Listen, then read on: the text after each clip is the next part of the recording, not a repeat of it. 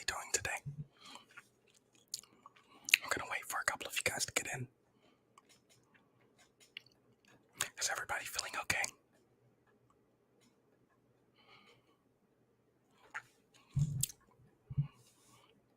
It's good. I see a couple of petty fans in the audience. Wait, let me pull the video up and see how I sound. We're not going to do music today because I think the music is ghetto. I'm going to be making more executive decisions these days, and I've decided the music is ghetto. Yes, thank you. ASMR, thank you. What does that stand for? Oh, y'all want the music. Okay, my bad. Let me properly, hold up.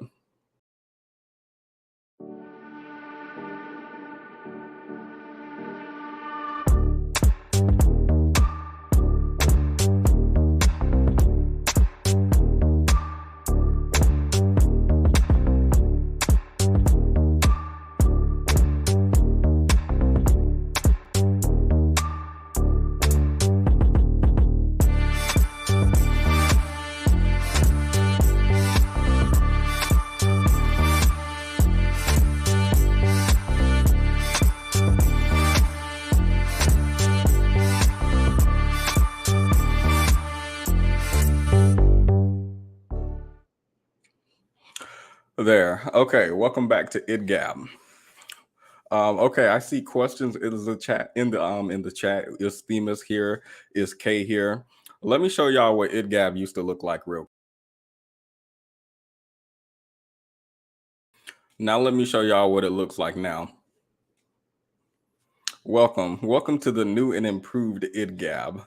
It's 7:04. You're late. We have already been streaming for 4 minutes, so I don't know what you're talking about.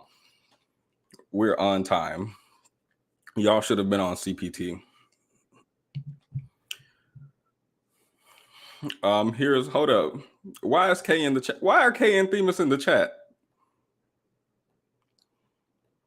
That doesn't make sense to me. But my pastor said I would rather twerk in the chat of Themis and Thoth than to spend the time in Satan or something. I have no idea. But no, guys, Kay and Themis unfortunately passed away, so it's just going to be me. It's just going to be me as the face of IDGAB, because Themis decided to take a vacation and go see Beyonce or somebody we don't care about. And I think that's where before we get into the topic of the video, let's do some Beyonce slander, because I need something to do for 2 minutes while this says to let the tea, hold up. Add to freshly boiled water, steep for 4 minutes. So I don't know what steeping is, but I feel like it means I should leave the tea bag in the cup. So we need something to do for 4 minutes, which means we're going to talk about Beyonce. Because I don't understand what y'all are seeing. Let me pull this video up, because I actually think this is really important. And now I have the authority to, because Themis isn't here. So we can do some Beyonce slander today. Beyonce's twin actually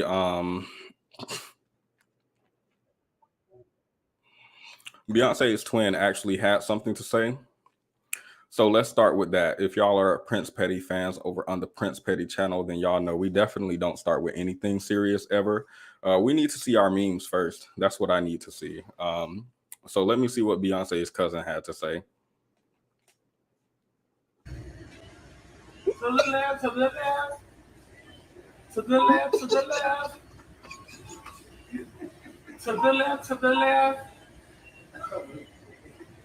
No, not Beyonce. Who? Serena Williams. No, that's damn, not Serena Williams. Who? No. You just unique. You should call yourself unique. Oh, really? You should look like Beyonce. To the left, to the left. To the left, to the left. To the left, to the left. No, not Beyonce. Who? Serena Williams. No, that's damn, not Serena Williams. Who? No. You just unique. Then you should call yourself unique. Oh, really? So that was Beyonce's twin, Unique. I would argue that the twin is better. I think we can be honest here. Themis isn't here, so we don't have to pretend. I feel like the twin is better. That's how I feel. Let me get into these. Playing on the live. No, we're not playing. That's not what we're doing. I'm being very serious, playing with my whole life. I am scared of the beehive. Please don't come for me. Since we're doing niggatry currently. Okay. I just had to check this text to make sure I thought this might be somebody coming for me, because after what I just did, I understand the beehive is who they are. Just violent ghetto people. We know how it is. Yes, Beyonce's twin. But I talked to my therapist literally right before this call. It didn't work, as you can see. My boss texted me like it's not 7:08 p.m. Central Standard Time. Excuse me. But I talked to my therapist. Unfortunately, the therapy isn't working because we're about to do what we're about to do. And what we're about to do is something I think it's important, which is I think I should show examples of what I feel like Black men should be generally.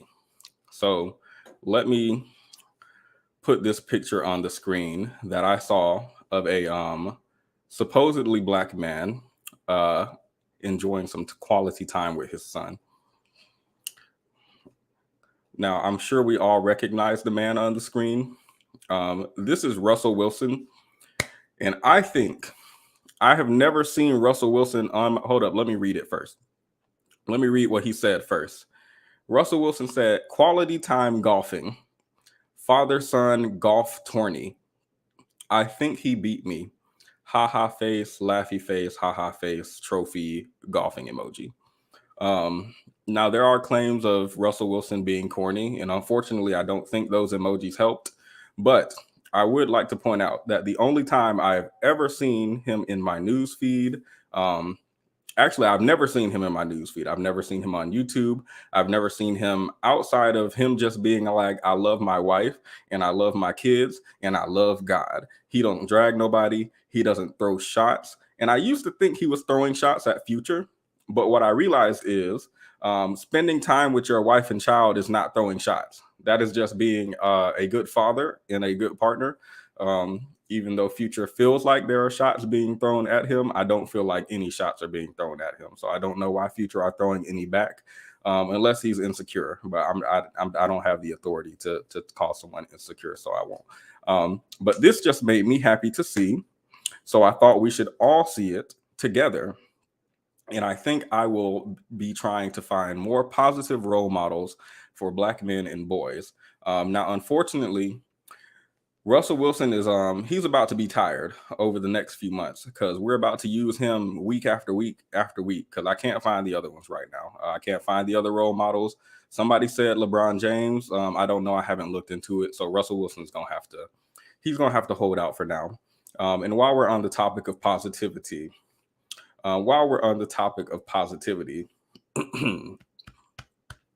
I think it's also important that we take a moment to acknowledge and bring light and awareness to people suffering from mental health issues. So let me pull this up real quick so that we can acknowledge them, because I feel like they want to be acknowledged. So let's do that. I'll deal with that accordingly, but your client, I noticed, has been doing the same behavior, and I believe Judge Adams inquired into it as well. So I don't believe that he may be doing just for the purposes of just drawing attention to himself. But of course, sir, as you are well aware, I'm duty bound to consider whatever it is you want to tell me. But your client's nodded in affirmance. He just has some extra movements that the court is noticing. Whoever wrote this comment is in timeout. I don't know why this just caught my eye while I looked away from the screen for 1 second and looked back, but timeout. Not actually. Don't put her in timeout, please. And he's done that the entirety of this particular proceeding. So You haven't said anything up to this point in time, so I'm going to assume that that's something that you and he are working through. Yeah, and then on Tuesday, what time are we going to? 9 o'clock. Viper asked, is Themis coming up, or is this a solo dolo show? Let me quickly show you. You might have missed this in the beginning. Let me quickly show you 1 second. This is what IDGAB used to look like.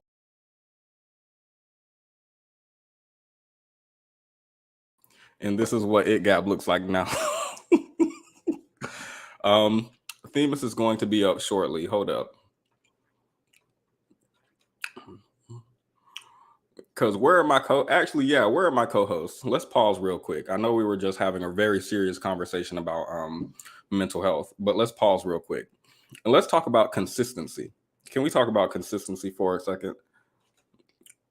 Themis is on vacation. Okay, do I look like Thoth?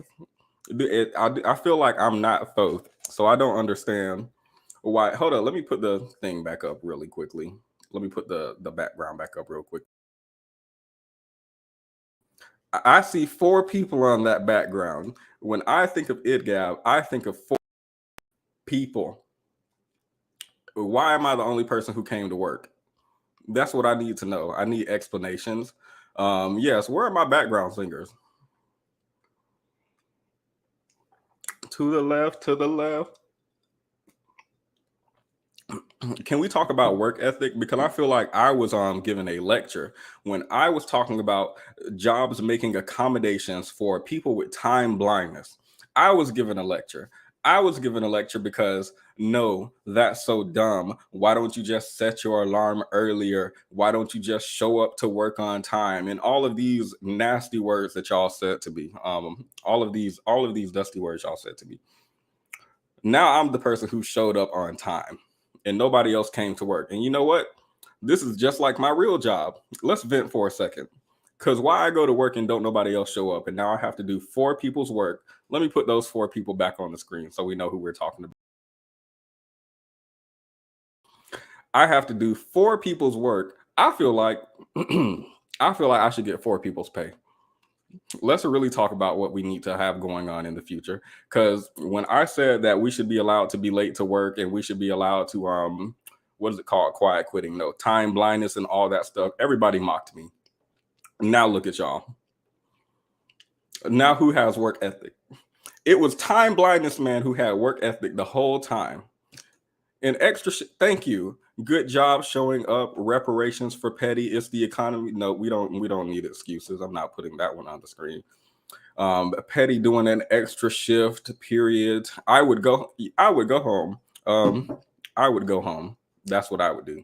So what we need to do is talk about the compensation and see if we can adjust that. That's what we need to do. Because I feel like people don't care.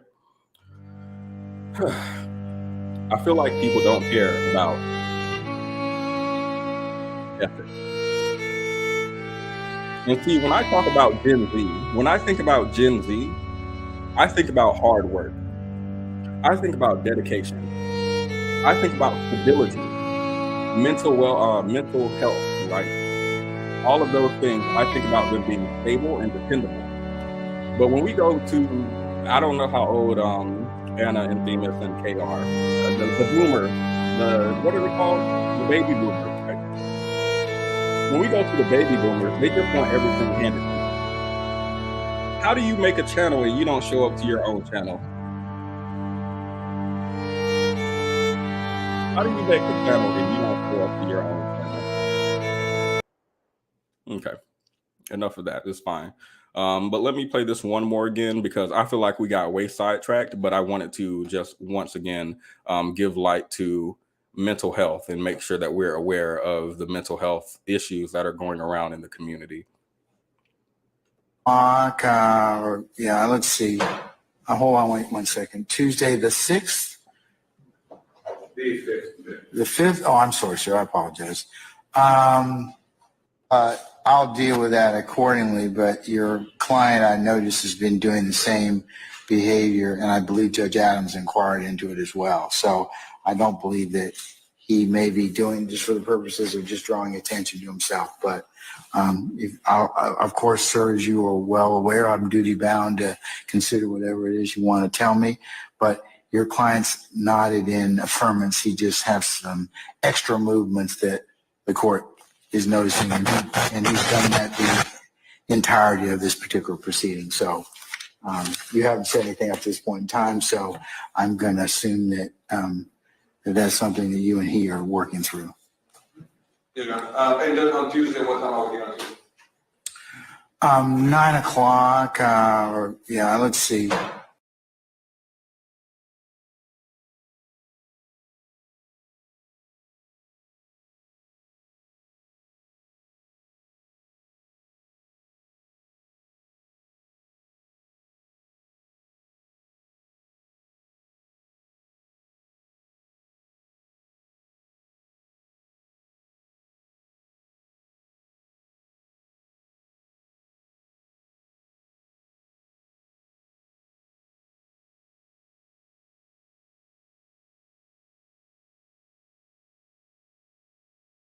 I said all of this on mute. I said I had tears in my eyes. Petty, have you tried doing a wash and go with your hair? It'd be so cute. I feel like I'm cute without it. So I do want to be, and I talked to my therapist about this earlier today. I do want to be conscious of my attractiveness and making sure that I'm not too appealing. I get so many stares and so much attention. Look them out, everybody on me. I get so many stares and so much attention. I feel like if I increased my attractiveness just a little bit, I don't think people could handle it. I don't think people can handle it. I've read these stories about these beautiful Greek gods, and people would throw themselves off of cliffs trying to please them. And I don't know that I could be the herald of something like that. I don't know if I could handle the responsibility that comes with an attractiveness like that. So unfortunately, I'll just have to stay attractive and not very attractive. It's something I've resigned to, because I feel like I have a responsibility as an attractive person to limit myself so that other people feel on my level. I'm not about to read these comments. I know my worth. But yeah, I just thought it was important for us to look at the mental health situation that's going on. It seems to be going on in court specifically.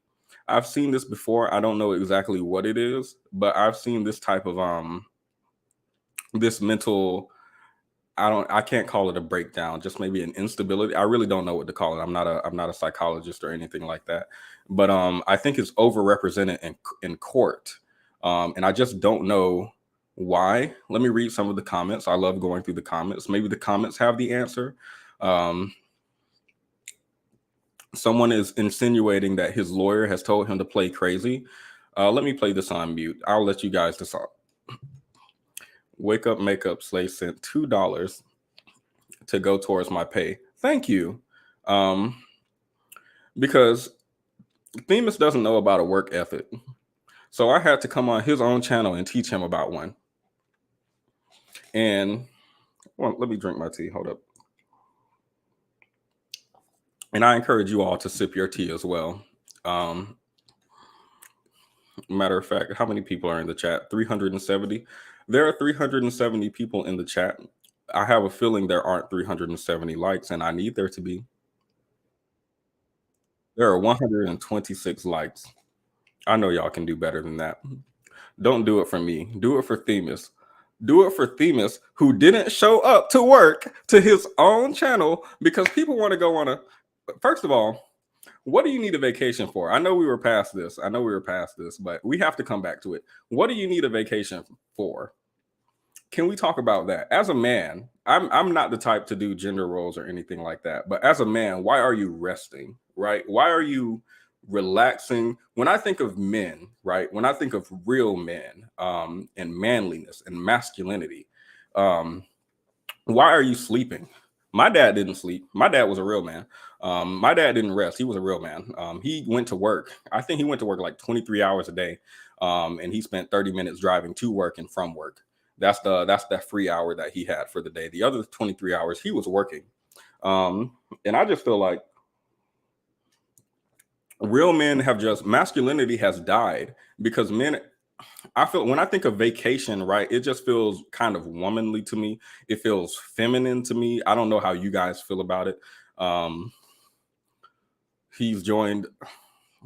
Okay, I see what's going on. I didn't realize it, but Themis has joined the Passport Bros. Where was the comment that I was looking for? Because I do feel like it's important. Themis says, save yourself, black men. So that's the type of crowd that Themis is now associating himself with. Thank you, Wake Up, Makeup Slay. Curry Up and Eat says, this looks like not want to go to jail-itis. I'm going to put it up briefly one more time, just one more time. Because I feel like y'all aren't taking this seriously. I feel like y'all aren't. When I see this man in the chair, just having this episode and just look at him, he's unable to even control his body. Like, look at this. Does this look fake to you? I'm sorry. I promised I wouldn't cry, but just to see someone going through a mental health situation and for people to be so dismissive and to just pretend that he's faking it to avoid going to prison. Okay, y'all aren't feeling his breakdown at all. It's fine. It's fine. So palate cleanser. What can I do to separate? Oh, I know what I can do to separate this part of the show.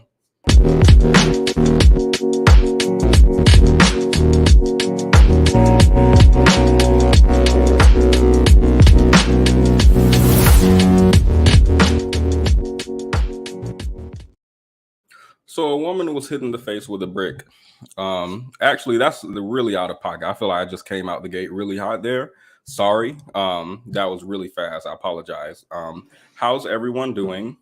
How's everyone feeling today? Let me know in the comments. Apologize. I was really, really out the gate. Sorry. Let's ease into it. Let's ease into it. How's everyone doing today? Let's start there. Yes, sorry. Apologies.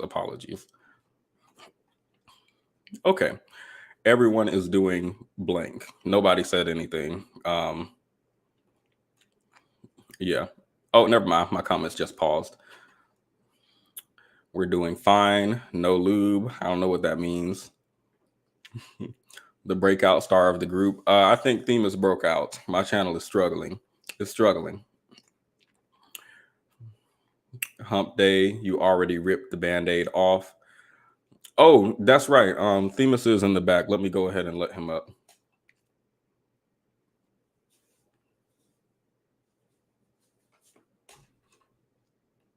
What do you have to say about this?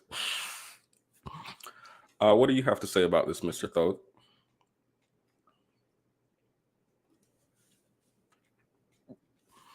Well, he's a little quiet today. But we're going to let him stay up.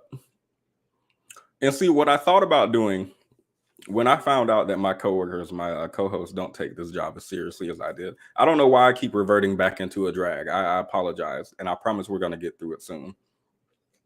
But when I realized that my coworkers, my co-hosts don't care about this job and don't have work ethic like I do. I briefly considered, and don't judge me,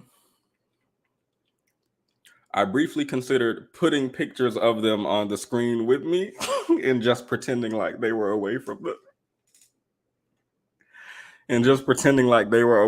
camera.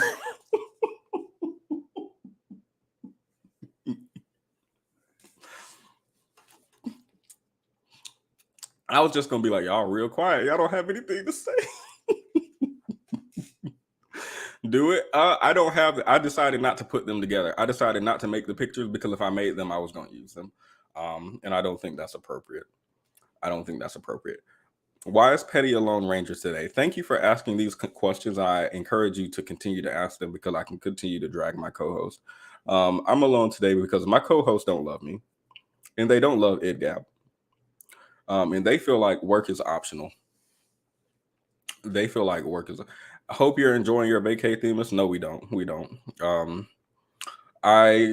I pray that you have to change your ticket to Spirit Airlines and they don't hand out snacks because the flight is so short and y'all are delayed an hour.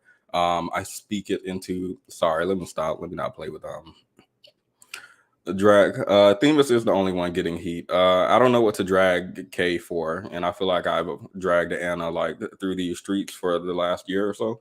So K is fine. K is fine.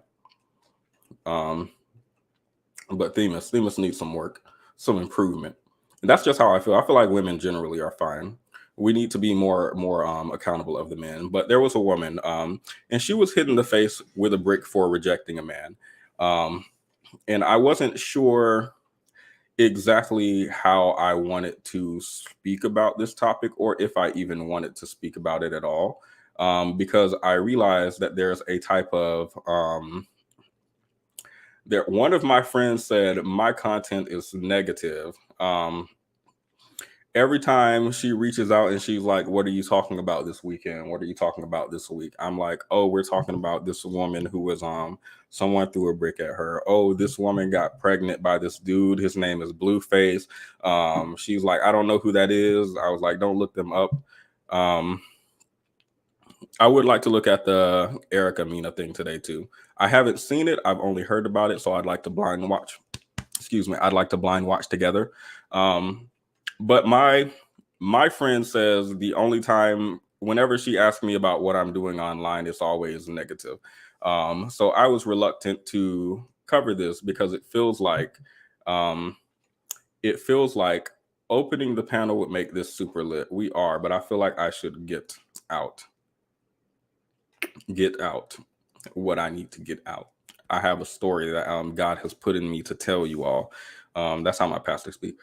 But yeah, she was like, it feels negative. We're always covering something was done to this Black woman here or something was done to this Black woman there, which is also what's the subject of my therapy today regarding part of it, because there's a lot to talk about in therapy, a lot.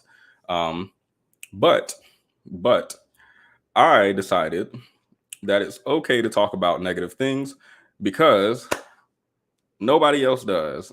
Specifically, no one Black does. And particularly for this situation, like a lot of situations I've seen like this, the voice that's already online about a negative situation like this is really, really icky and kind of negative and kind of disgusting, at least what I saw. The responses that I saw to this situation, particularly from Black men, was absolutely disgusting to me.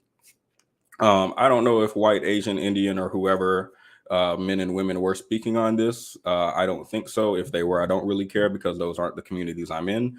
So this will be a discussion about Black men and Black women and how they relate to each other online.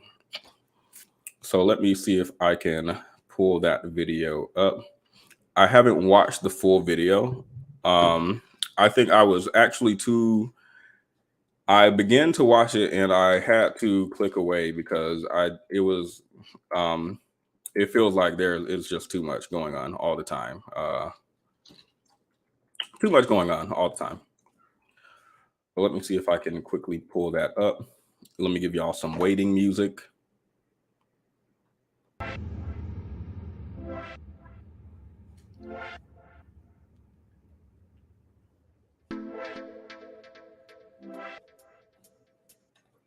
I'm gonna turn the waiting music off. That actually feels very disrespectful for this situation. I don't think I'll play waiting music.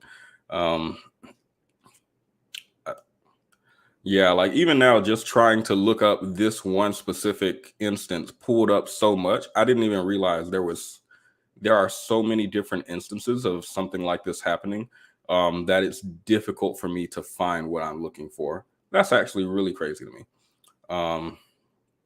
That's really crazy to me. So let me try to narrow it down, but I'm sure we all know what we're talking about. I'm trying to find something that is okay to show on YouTube also.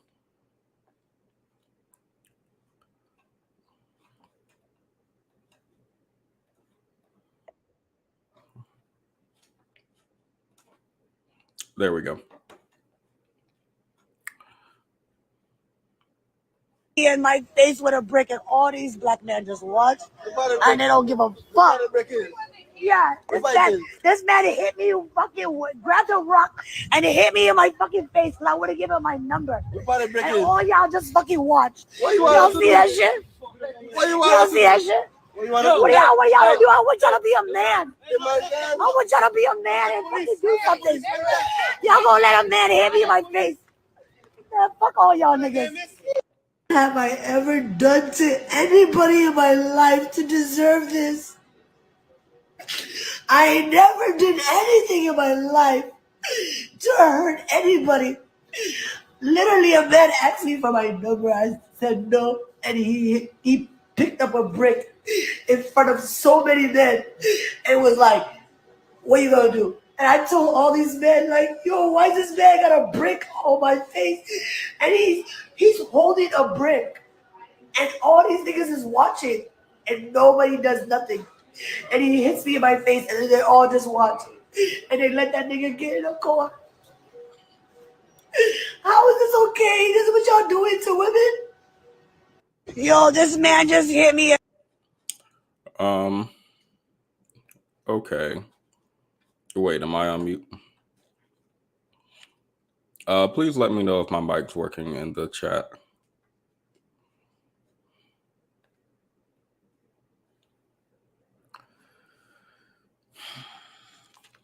Is my mic working? Okay, thank you.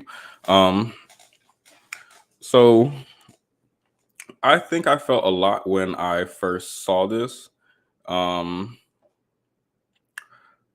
I feel like we all saw a lot. Felt a lot. But I think what was sad is that this isn't a new feeling that I've had, especially since kind of discovering the Black women in empowerment space where Black women's stories are given light, right? And we can actually see what's going on instead of stuff being buried or not given attention to, and stuff like that.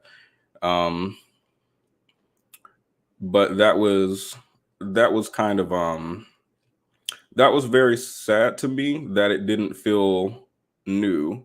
It was shocking. I think it was very shocking to see, and I think it always is and probably always will be. But it felt so familiar, and I was unsurprised, if that makes sense. I was shocked, but I was unsurprised. And while I initially saw on the first videos of this coming out, I initially saw support and, oh my God, this is so sad. I'm sorry that this happened to you. What tends to who experience some form of violence happen. And people came out and started giving their 2 cents. Now, first of all, I don't know who asked for someone's 2 cents. I don't know. I don't know who asked for anybody's 2 cents. But even if let me put it back on screen. Even if I just put my screen up, literally, I think the first, 4 or 5 out of 6 of these videos were Black men who decided to stitch it or to do edit and to give their 2 cents. And unfortunately, that 2 cents was degenerate. That 2 cents was absolutely degenerate. I did want to play one of them before I got into the discussion, so y'all can understand at least what I saw. Let me see if I can find the one I wanted to use. But no, I was not surprised. I was actually not surprised.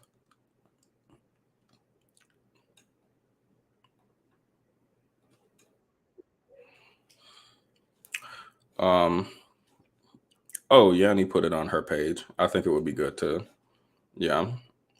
There are several of them. I'm not going to play all of them. I don't want to sit through that. I don't have the heart for it. I don't, and I don't have the patience for it. So I'm just going to play one. And all these black men just watch, and they don't give a. Yeah, this man hit me, grabbed a rock, and it hit me in my. I was one of the guys who was there that did not help her when she was getting hit with the brick, right? First of all, nobody asked him. Oh, my bad. I was supposed to let the whole video play. I'm sorry. I was actually supposed to let this whole video play before giving my thoughts on anything. But I can't. Like, I'm trying to understand, like, why even come out with this? Why even come out with this? Why phrase it in this manner? Why, like, I don't understand. Yeah, I was one of the men who stood and watched, and you know what? I do it again. Like, who asked? You had anonymity, you had secrecy, you had privacy. I couldn't even make out any of the people in the video she made while she was there. So I have to wonder, like, why did you feel the need to speak up? Not only that, but why do you feel proud of what you did? That's what I need to understand. But let me let him speak. I feel like people need to know the whole story before they start commenting and say things they don't understand or they don't. Let me pause. Actually, I'm supposed to be taking notes and I haven't been. Let me go ahead and get out my notepad because I want to take notes because I think it's important that we remember things, and I think I can remember better through writing. So he says he is one of the guys who was there and did nothing. And he also says we need to get the full story. Let me quickly go through the super chats. KTSE of verbal violence when my man returns. I don't know what this means. I don't know what KTS means. But Themis ain't gonna do nothing.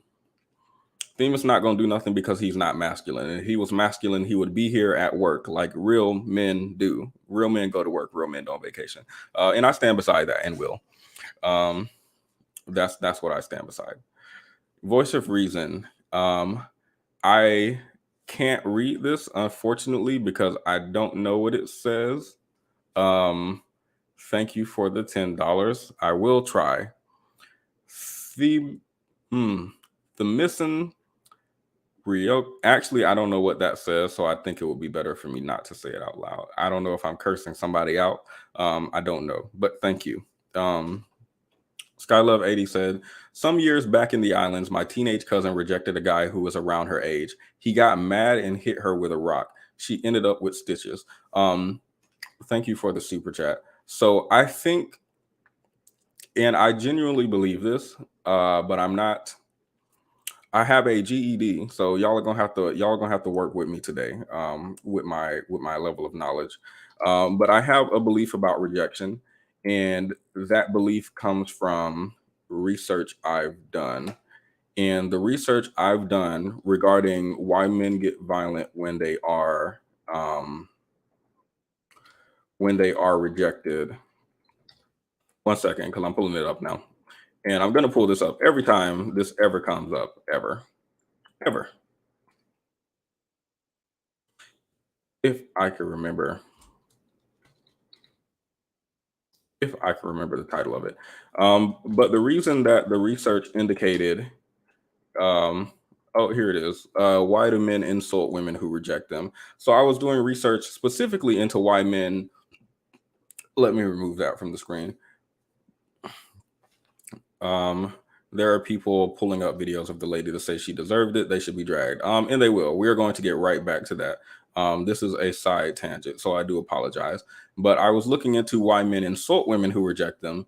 And while doing this research, I was also, because it's so closely related, I was also finding research around why men tend to get violent with women who reject them.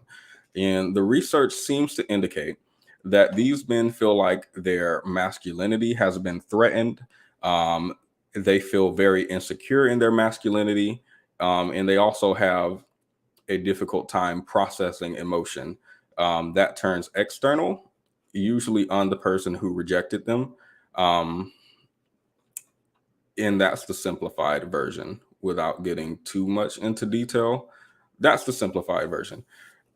So this man, in my mind, felt threatened. And I'll bring up the story that my friend told me that I'm always going to bring up every single time. I'm going to bring this story up every single time. My friend was at the gas station. She was pumping her gas. A man came up to the gas station in his car, got out the car, saw her pumping, and said, "Girl, you don't need to be pumping your own gas. Let me tell you something stupid." She said, "Thank." He was like being very, very what's it called? Love bomby. I think that's what they called it. He was giving more and more and more compliments to her. "You're so beautiful. You're so amazing. Why are you out here pumping your own gas, looking this good?" I don't know the exact script. I don't, but that's along the lines of what happened. She says, "Thank you for the compliment, but I'm not interested." And he responded by cursing her out. He called her the B word. He called her the WHO. I don't even know how to spell the words because I'm a man of God, but he called her what he called her. Then he started telling her she's ugly, and he was saying that he's not interested in her anyway. And that's what really sparked my research into why do guys get aggressive when they get rejected, because that's not a story that's uncommon to me. And the comment you sent, Skylove, thank you for it. Thank you for the super chat. That's not something that's uncommon that I've heard from a lot of my women friends or from women generally, or when I look in Black women empowerment in the videos that people are making, or Cynthia G, Yanni, or whoever. It's not an uncommon story. So I was just curious, why does it happen? Why do they do it? Why do they get aggressive? Why? And the research says they're insecure. They don't know how to process their emotions, and they lack the masculinity that they seek. So they're going to take it out on you. That's what the research says. But let's get back to our friend who wants to explain to us why he stood and watched when a Black woman was hit with a brick. Oh no, you guys don't even remember who you guys are trying to. Let me restart it so we know how he started. Breaking all these black men just watch, and they don't give a. Yeah, this man hit me, grabbed a rock, and it hit me in my. I was one of the guys who was there that did not help her when she was getting hit with the brick, right? I feel like people need to know the whole story before they start commenting and say things they don't understand or they don't know. You guys don't even remember who you guys are trying to defend, who you guys are trying to speak up for. This is the same woman that was going around smacking white people in the streets. She's not innocent. She was actually taunting the guy to hit her. Why would I go defend somebody that's actually looking for trouble? This woman, she is literally a troublemaker. Everybody that knows her in our community knows she's a troublemaker. I'm not going to risk my life over somebody that's actually out there looking for trouble. If you go on social media, online, you're going to see some of her antic videos, taunting people, looking for a reaction. Well, she got what she been looking for, and you guys are giving her the attention that she was actually seeking for. I don't regret not standing up for her. If you look at some of the videos, I was there. I don't regret nothing whatsoever. I don't regret standing up for her. I'm not saying she deserved it. I'm not saying that any men have a right to hit a woman, especially with a brick. Nobody deserves that. But at the end of the day, there's more. Let me pause and say, I've seen this a lot too with this situation. I won't keep pausing it. I'll let it play through. But the idea of I'm not justifying what happened, and then going on to justify something, because when I looked up the definition of justify, it was providing reason or excuse for something. And I don't understand someone saying, I don't want to provide reason or excuse for it, and then they provide reason and excuse for why it happened. So he is justifying it. I just don't like why. I don't like why people say, I'm not justifying something and then go on to justify it. Why not just say you think it's justified so that we know your true thoughts? That's my thoughts on it. But let me let him finish. Most of the story, she's not as innocent as she's trying to portray herself to be. She wants attention. She's an attention seeker woman. She's trying to go viral, and you guys have given her.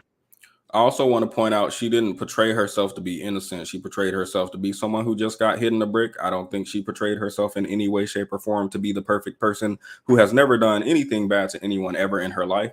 Just someone who got hit by a brick and had their trauma further compounded by the fact that people who looked like her and who were around her did nothing. So I don't know what he saw. Maybe he wasn't there because I wasn't there and that's not what I saw. Maybe something completely different than what I saw in the video happened, but I think he might just be lying. Her what she wanted. Yes, she did get hit by a brick. Yes, I saw it. Yes, I was standing by doing nothing. And if that shit happened again in the same circumstances, I will watch, because she's not as innocent as she portrays herself to be. She was taunting the guy. She was calling him all type of names. She was degrading him to a point where he resulted in picking up a brick and hitting him.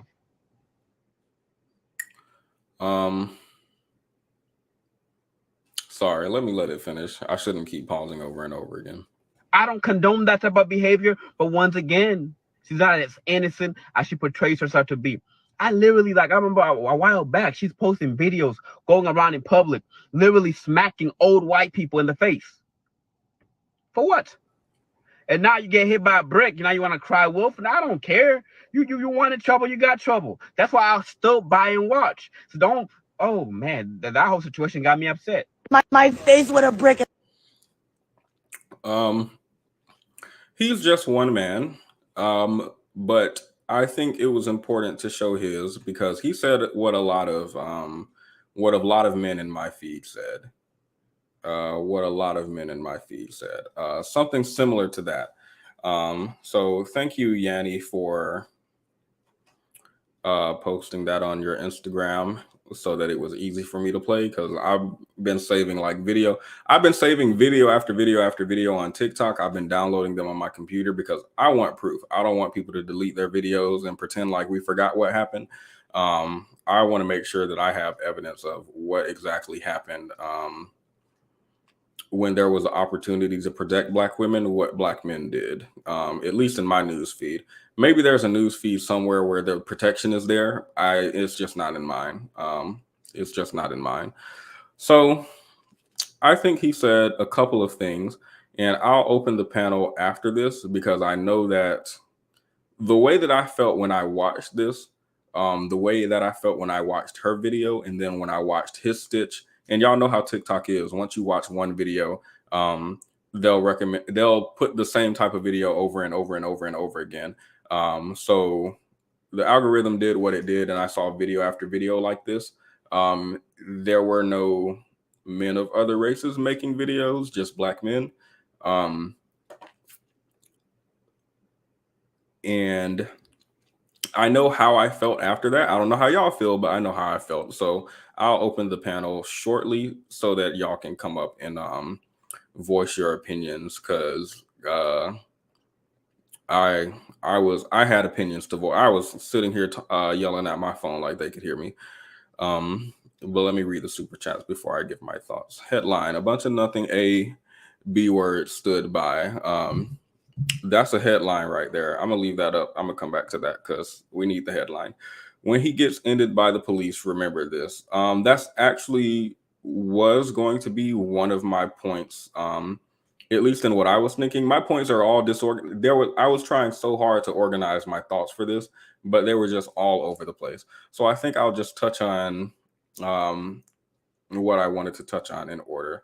Part of what he was saying, and part of what a lot of the sentiment online is, I have a family back home, and he hit you with a brick. He don't care about me. So why would I put myself in a dangerous situation for you? It feels very individualistic, and I had to do a lot of reflection because I'm an individualistic person. I'm the type of person who says, if something's happening, don't jump in, don't be a hero, call the police. Your obligation is to call the police. You don't have to be a hero, right? But to see it in front of me, and for someone to be just in pain, and something has just immediately happened to her, and people just stand around. I feel like it actually really made me come to face with my ideas around individuality and how much community you should have with strangers, because it is individualistic and there is a lack of feeling of community, right? And with that lack of community, I feel like there's a lack of safety and a lack of security. Because how can you feel safe in a community where someone who looks like you is assaulted, and are bystanders who look like you are staring, just staring.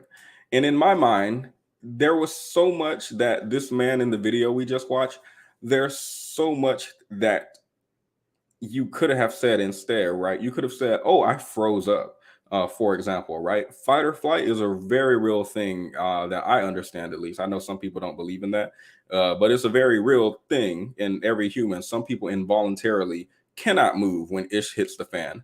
But no, that's not it. It's not that he couldn't move, but rather, like, in a very voluntary way, a black woman was just violated in me, and I don't care. I don't care enough to do anything.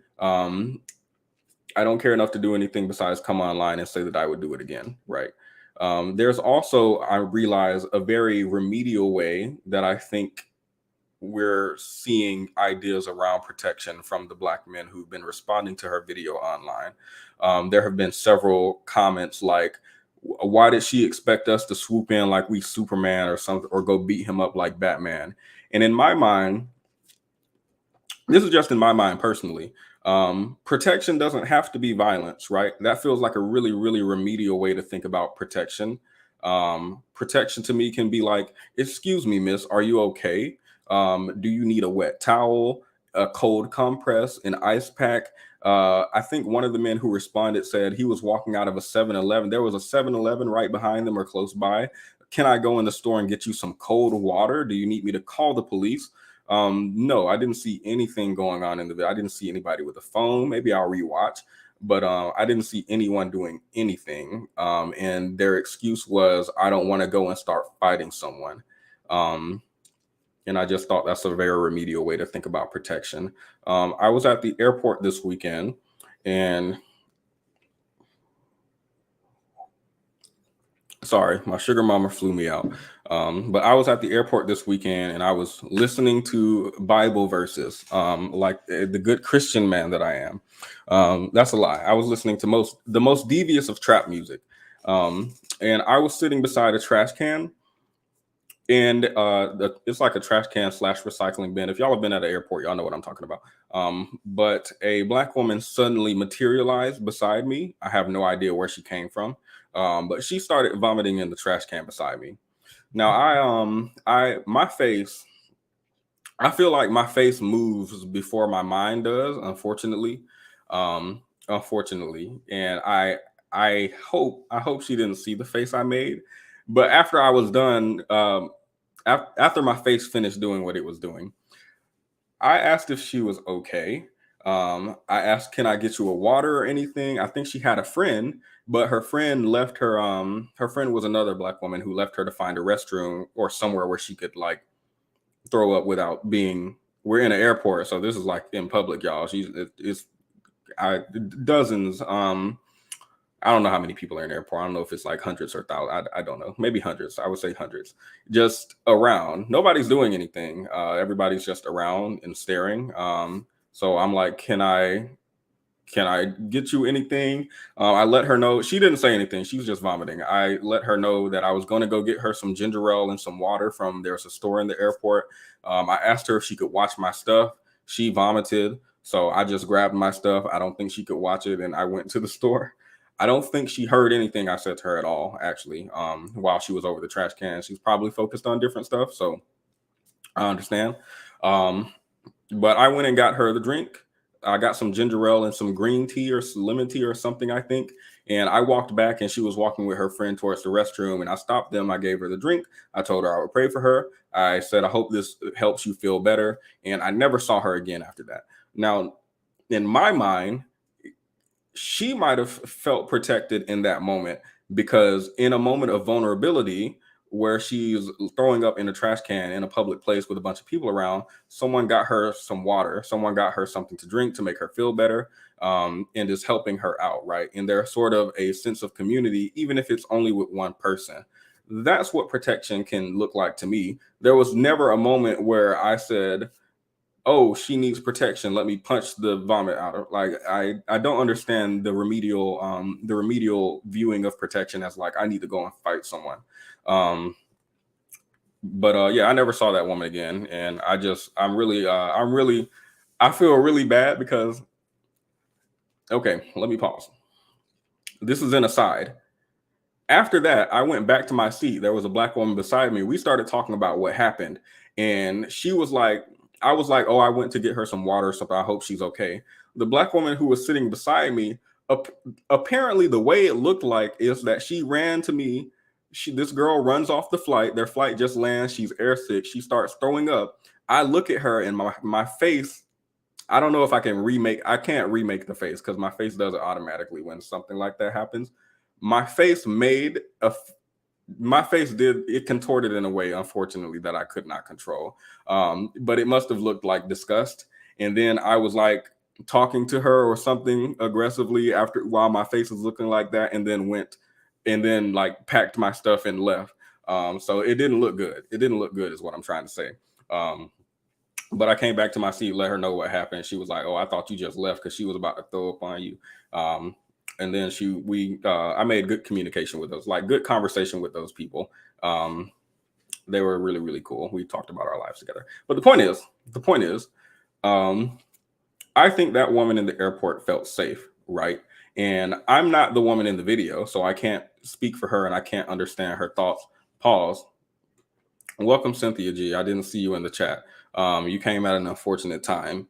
We were talking about protecting Black women. I promise what it sounds like is a Black woman was going to throw up near me and I ran away, but that's not how it was. Go back and rewatch. I promise it's not what it looks like. But welcome to the chat. Welcome to the show. Themis is not here because he doesn't have work ethic. Kay's not here because she doesn't have work ethic. I'm the only one with a masculinity around here, and I will continue to reiterate that. But the woman in the video, I don't understand her thoughts. I don't understand her thoughts in the moment when she's making the video and she's panning the camera and saying, none of these Black men are protecting me. I don't understand what she's thinking or why she doesn't feel protected. But what I personally feel like, is that I can only imagine that the trauma of being hit by a blunt object like that in a public place is only compounded by the fact that no one did anything. No one offered water. No one offered an ice pack. No one said, let me call the police for you. What's wrong? Can I do anything for you? Instead, people looked around. And I feel like that's weird, because if it was like two Black women fighting, I feel like they would pull out a camera and record. So they didn't even get it on camera, so the police could see it later, like nothing. But yeah, I think even just people coming to check on her instead of staring or yelling at her would have made her feel safer. And we might not even be having this discussion in the first place. But no, the idea of protection, at least in the way that Black men are saying on all these TikTok stitches, is like, why did you want me to go jump in and start fighting him? What was I supposed to do? And I feel like it's remedial to immediately think of protection like that. So that part of the rant is over. Sorry. But there's also this interesting phenomenon of Black men becoming detectives into her past, right? Did you notice that? Where he's like, one of y'all put a super chat up earlier. And I said I would bring it back up. When he gets ended by the police, remember this. Now, I'm not an aggressive person like that. VTV, that is, I'm not even going to say that's out of pocket, because I understand exactly why you sent that. I understand exactly why you sent that. And that's exactly the thought I had listening to him.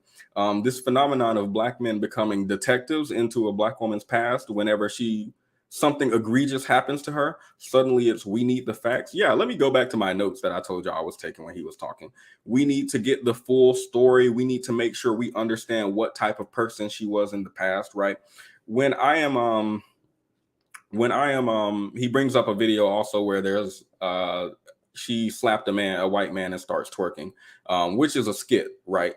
it turned out it's a skit and not a real thing, and that she never actually assaulted anyone. So she doesn't even have this quote unquote history that they're talking about of being a bad person.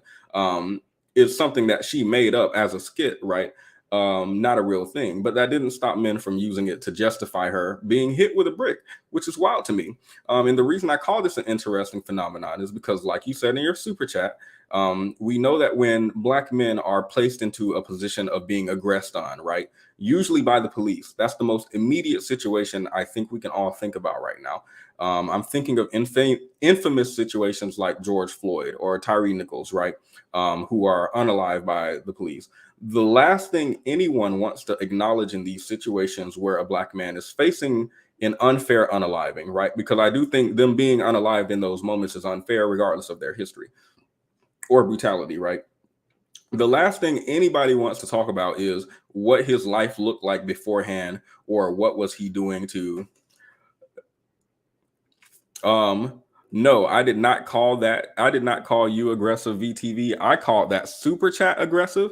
And note, I did say that aggression in my mind was warranted, especially given the content of what we're listening to right now.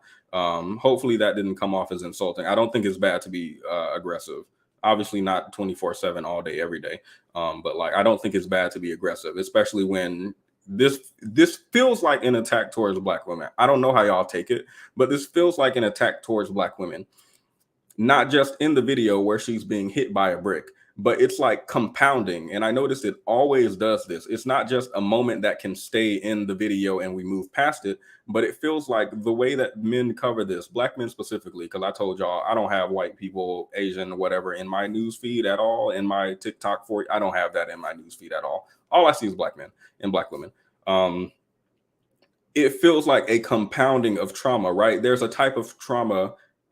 Trauma is a strong word. I don't know that I can use that. I don't have the credentials to say that we're all being traumatized by watching this, but it feels like there's a sort of trauma that happens to that woman in that video. Then we feel it by watching that video. And then instead of that being able to die down, it feels like Black men come in to stitch it and to duet it and say she deserved it. She was aggressive. You know how Black women are. Or here's one that I heard. The brick was too far, but he should have just hit her or used an open hand or something. Keep in mind, what she did was reject someone's advances. That's what they're saying she deserves to be bricked or hit with a brick for. Okay, me and VTV are good. The beef is over. Good. That's good to know. But yeah, the last thing anybody wants to acknowledge, and when we're talking about George Floyd or Tyree Nichols, is the fact that some of these people, despite their unfair killing, have an extremely aggressive history, and sometimes towards Black women. If I'm thinking about George Floyd specifically and what he was doing in his life, I don't think people, and when I say people, I think about Black men or Black Lives Matter or organizations like that. People don't want to go in and say, what was he doing before the police killed him? And we need to get both sides of the story. In fact, the camps that this type of rhetoric about this woman is coming out to speak about her being hit with a brick. I feel like if they were to see something like that, where a Black man is being aggressed by the police, and if we were to say, what was he doing before they put his knee on his neck for 9 minutes, or what type of life did he's not a great person, so why are we mourning him or marching for, right? I feel like if I were to say something like that, people might call me a coon. People might call me, I think it wouldn't usually come from Black men. I think it would usually come from white people, which is also a weird feeling because it feels like a tool of, this sounds very FD signifier. I'm proud of this. Hold up.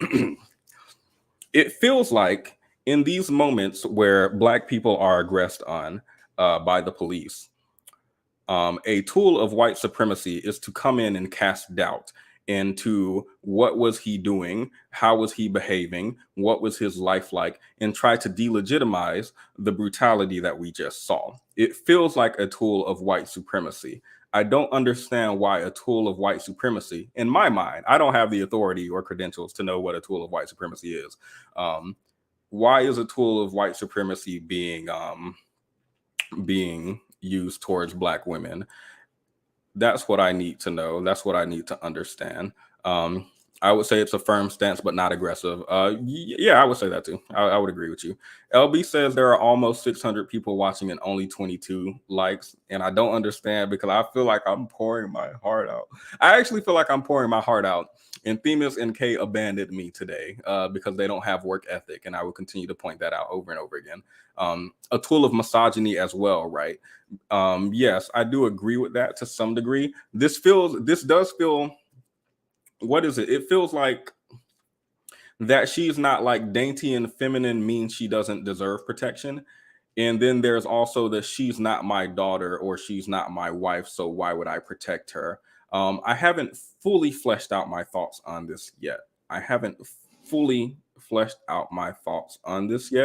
But I would like to look more into, and I'll open the panel now, my bad, because I said I would earlier. But as y'all come up, let me finish closing out my thoughts.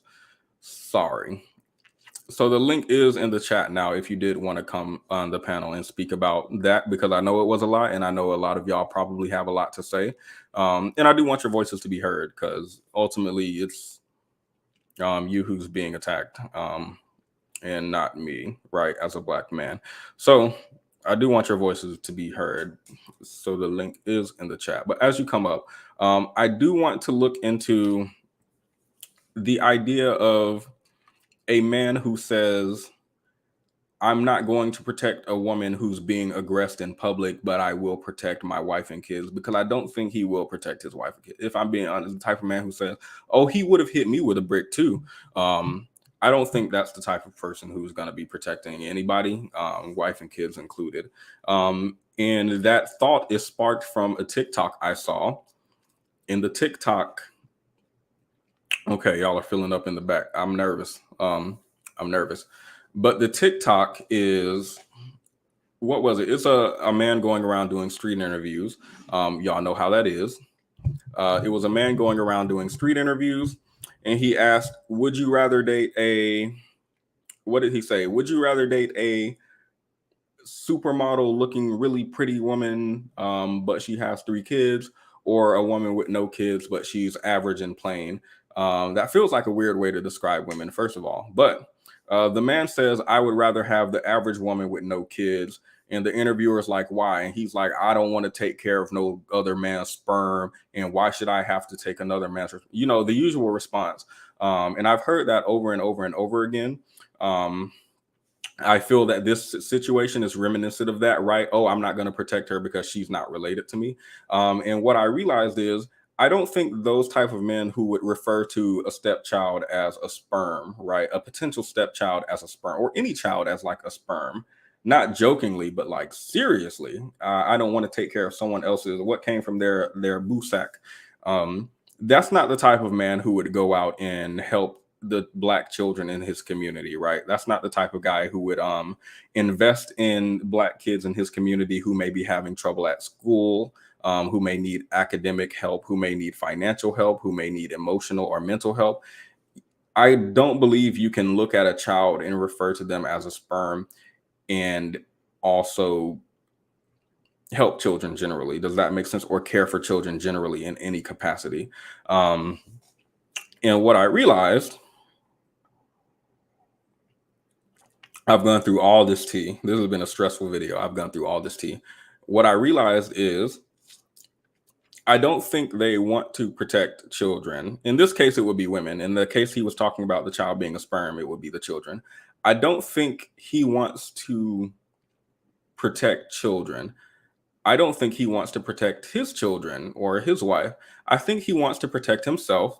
This is my theory territory, so please take this with a grain of salt.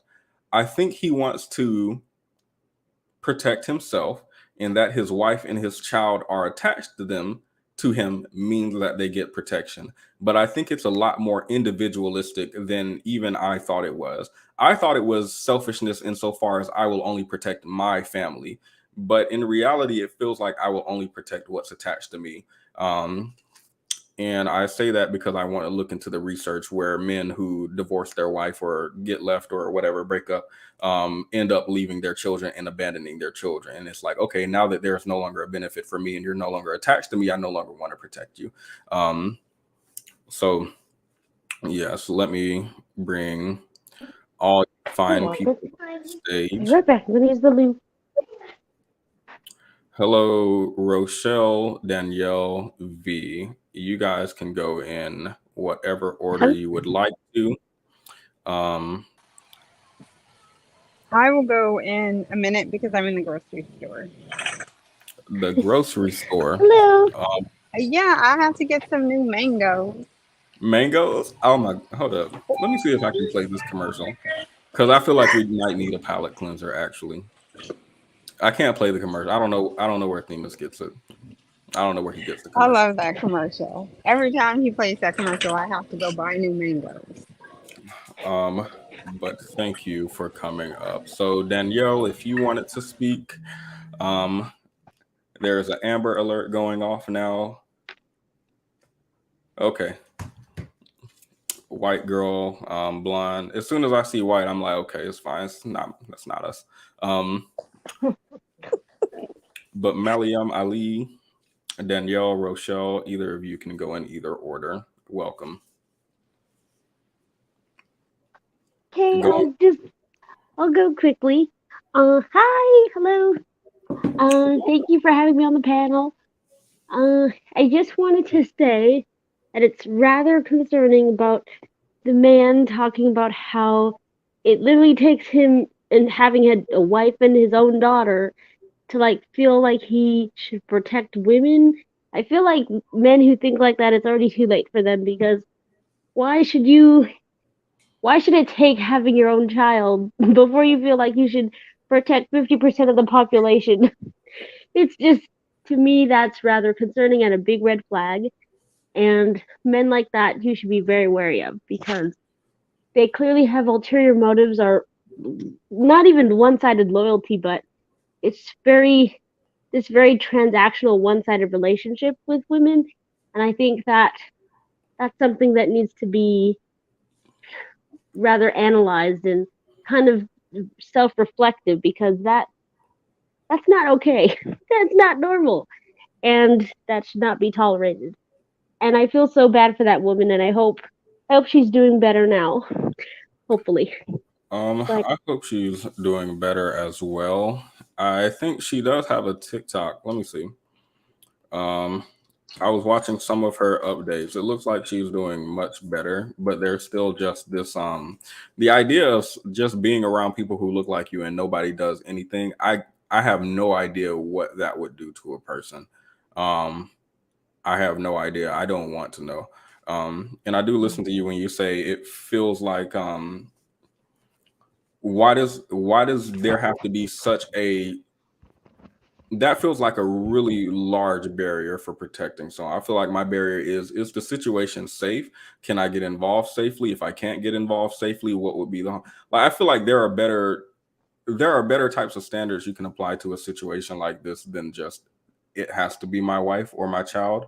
And it does feel like a lack of community, and that feels. I feel like if I'm telling you this, I'm a very individualistic person. I don't believe you have an obligation to step in and save somebody's life. I said that at the beginning of this live stream.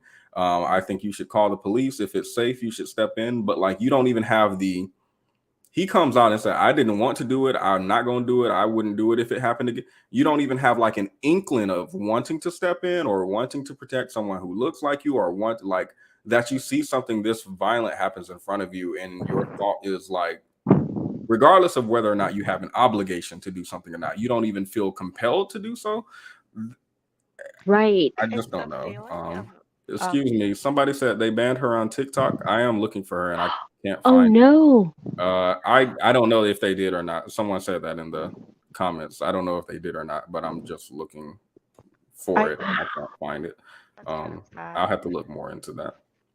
Um, I had a discussion with my sociology class about this, and it was actually very like I think there were like 6 Black women in my sociology class, and we were discussing um, what it felt like to be in the Black community and in what instances you felt safe. And part of it came up because my class was discussing um, where in their neighborhoods they feel the safest. And a lot of us were talking about being just being on campus or being in areas where it wasn't predominantly black. And a lot of the men felt like we were we were like being anti-black for saying we didn't feel um, safe in black areas. And we were also talking about I guess the broader spectrum is that it's kind of started with a situation in Detroit where a black woman was murdered by her son. And we were talking about how a lot of that is happening, and how we feel about it. And I like I at the time was like, well, the black women need to just move out of Detroit. They need to move out of Houston. They need to move out of predominantly in cities where it's where the crime is very high, where the community has shown that they don't care about black women. Um, and I began to realize that in a lot of our communities, we don't care about black women, and we fight for black men at all costs. But when it comes to us, it's like nobody cares about us in the community. Black women don't care about us. Black men don't care about us. And we tend to care a lot more about the black community. And when the situation with her happened, and we were having the discussions in our class, a lot of the black men were like, well, those men don't know what that man could have done to them. Like, they don't know if he would have come back and shot them up or something. And I'm like, but you'd allow a woman to be in that situation. They didn't have to fight. They didn't have to they could have just taken his license plates down, called the police, taken her to a safer situation.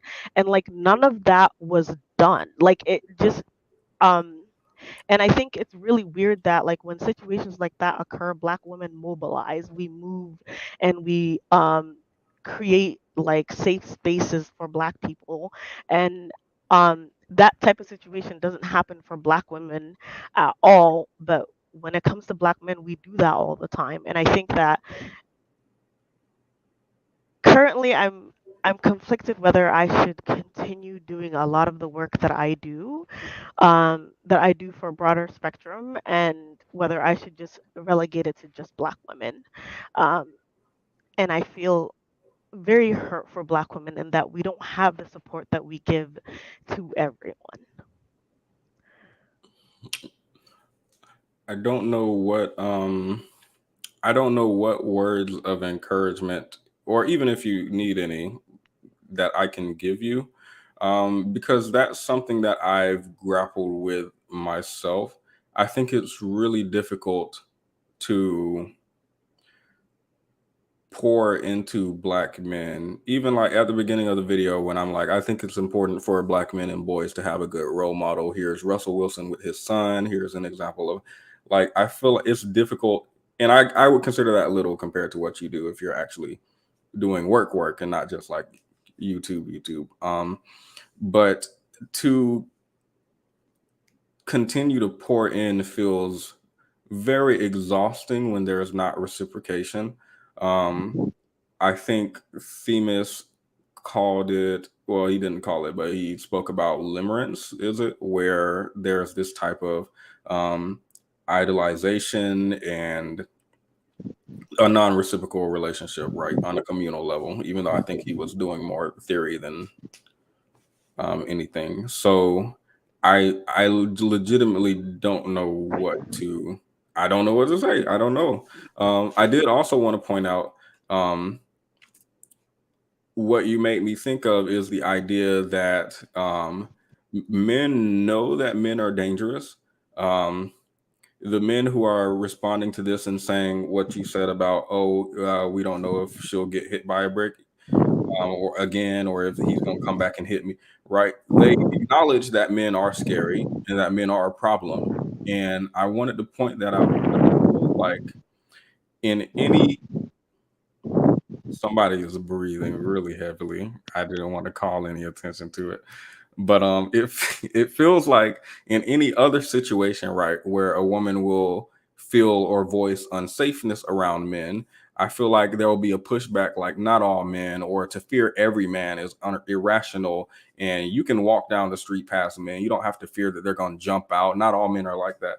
But as soon as they have to put themselves between you and that man, now they can understand the danger. And I don't think it's now they can understand the danger. I think they always understand it. That was V breathing. I'm sorry. No, no, I don't think that was me. I heard it, That was but not her. I know who it is, but I'm not gonna say it. yeah, Okay. but I was gonna say that was not me. But that's Um, all I wanted to add to what you said, Malam Ali. Um, I don't want to go too far into that tangent, but it feels like in other situations people will gaslight me, at least when I feel like women feel unsafe around men, right? It doesn't feel like this is something men acknowledge until they're in the seat, right? Even when women talk about something like, oh, when I go outside, I'm scared of being harassed or assaulted or something. I feel like what a lot of guys will say is, oh, but did you know that men are actually more likely to be assaulted, or men are more likely, which is true. Men do experience it at a higher rate, but they experience it from other men, right? So it feels like the only situation where they acknowledge, it feels like even in that conversation, literally, we're talking about the same thing. We're talking about women being attacked by men and men being attacked by men. It feels like even in that conversation, um, they are they're trying to minimize, I think, what the women are experiencing at the hands of men, while also trying to play up what they're experiencing. But I feel like that's Delulu. Does that make sense? I don't think I'm being really concise right now, but I feel like that's Delulu, because you're acknowledging that men are a danger to you, but when women say it, you aren't. And the only time that you acknowledge that danger is when you can be the victim. Um, Yeah, and I also see that there is like a continuous campaign as well against Black women that like is like, I mean, most of it is run by Black men, where they're like, when situations like this occur, or when these situations aren't even happening, it seems like there are like not videos of men campaigning for not protecting Black women, and it's like all the time everywhere. And when I think when Black women are like, well, if you're going to talk like this about us, then we don't want to support you, then we seem like we're the crazy people that don't support our communities, that we are like like coons or whatever. But like, for Black men, it seems like they can continue and I'm not saying this as like a whole, but they can continue to perpetuate this idea that Black women can protect themselves, and at the same time they don't deserve protection, and at the same time they should be protecting the Black community, but we're going to actively fight against Black women. And I'm trying to, like, I'm not like, I don't understand what that is, and I'm not trying to understand what that is, but I also just like, I feel very unsettled by the vitriol that is pointed towards Black women, especially in their time of need, and for people to be campaigning for like pain being directed at Black women. um, I wish I had something to add on to that. I don't. I think you said what you said well enough. And like I said in the beginning of the video, it's I'm not surprised. I'm not surprised by what's going on. It's not new to me. It's actually very familiar. So it almost feels mundane at this point, which I think is why it's hard for me to add on to that. But I thank you. I feel like I can add something, but it's I feel like first I wanted to say, Petty, you have done a tremendously great job, except when you said I was aggressive. Because it's hard to keep my attention, and usually, like, if Demons isn't on, then I don't usually watch. But Thank I you. think you really held your own. So I Good job. appreciate that. And then when I saw this video, I can't say I was disappointed, but I wasn't surprised at the cowardliness. So when I see a situation where someone is being attacked or they're going to be attacked, I don't hesitate to step in, and I think it's because to me, you don't need to get into a fight, whether it's a group of men attacking a woman or a group of men attacking a man or any kind of situation like that. It doesn't need to be an aggravation of aggression. It can always be a de-escalation. I've seen it. I know it's not, you wouldn't suggest a woman step in to a situation where there's men being aggressive. But I've stepped into a lot of different situations, and to me, it's always to de-escalate the situation. In that situation, I would have just either walked up to the woman and said, "Hey, let's just walk away. Can I talk to you? Let's go get some water. Let's go into the store." For the man, I've stepped up, walked into where women, typically white women, are just being aggressive towards a black man. And I would just say, "Hey, what's going on?" to the black man and say, or typically I would yell at the women, but I mean, that's the honest truth. But for me, if there's anyone that looks like me, and even today, because this has been for years, I'm big on advocating. And for me, if it's someone that looks like me, and I've noticed that black men don't feel like this, that it's hard to separate yourself from that person. I feel like even when black men are getting killed or are being aggressed upon, it is like a reflection of you. I don't think other communities can separate us. Like, black men seem to think that other communities separate black women from them, and they don't. I typically date white men, so I've been around them, and even when my sister Cynthia talks, we've grown up around them all of our lives, so we know their white men and white women's psychology. We know how they are, and we know how they talk, and they don't separate us. They're never going to look at them in a different way than they look at black women. They don't separate us. They don't think about them as a separate group or entity than black women. But I think, and when I know I'm bouncing around because my head is everywhere, but I'm going to go back to the protection part. Black men do not protect black women anyway. They don't have the structure, social, economical, they don't have any kind of structure to protect themselves. So for black women to in any way look at black men for protection would be asinine. They can't protect us. So we have more power to protect them than they do us.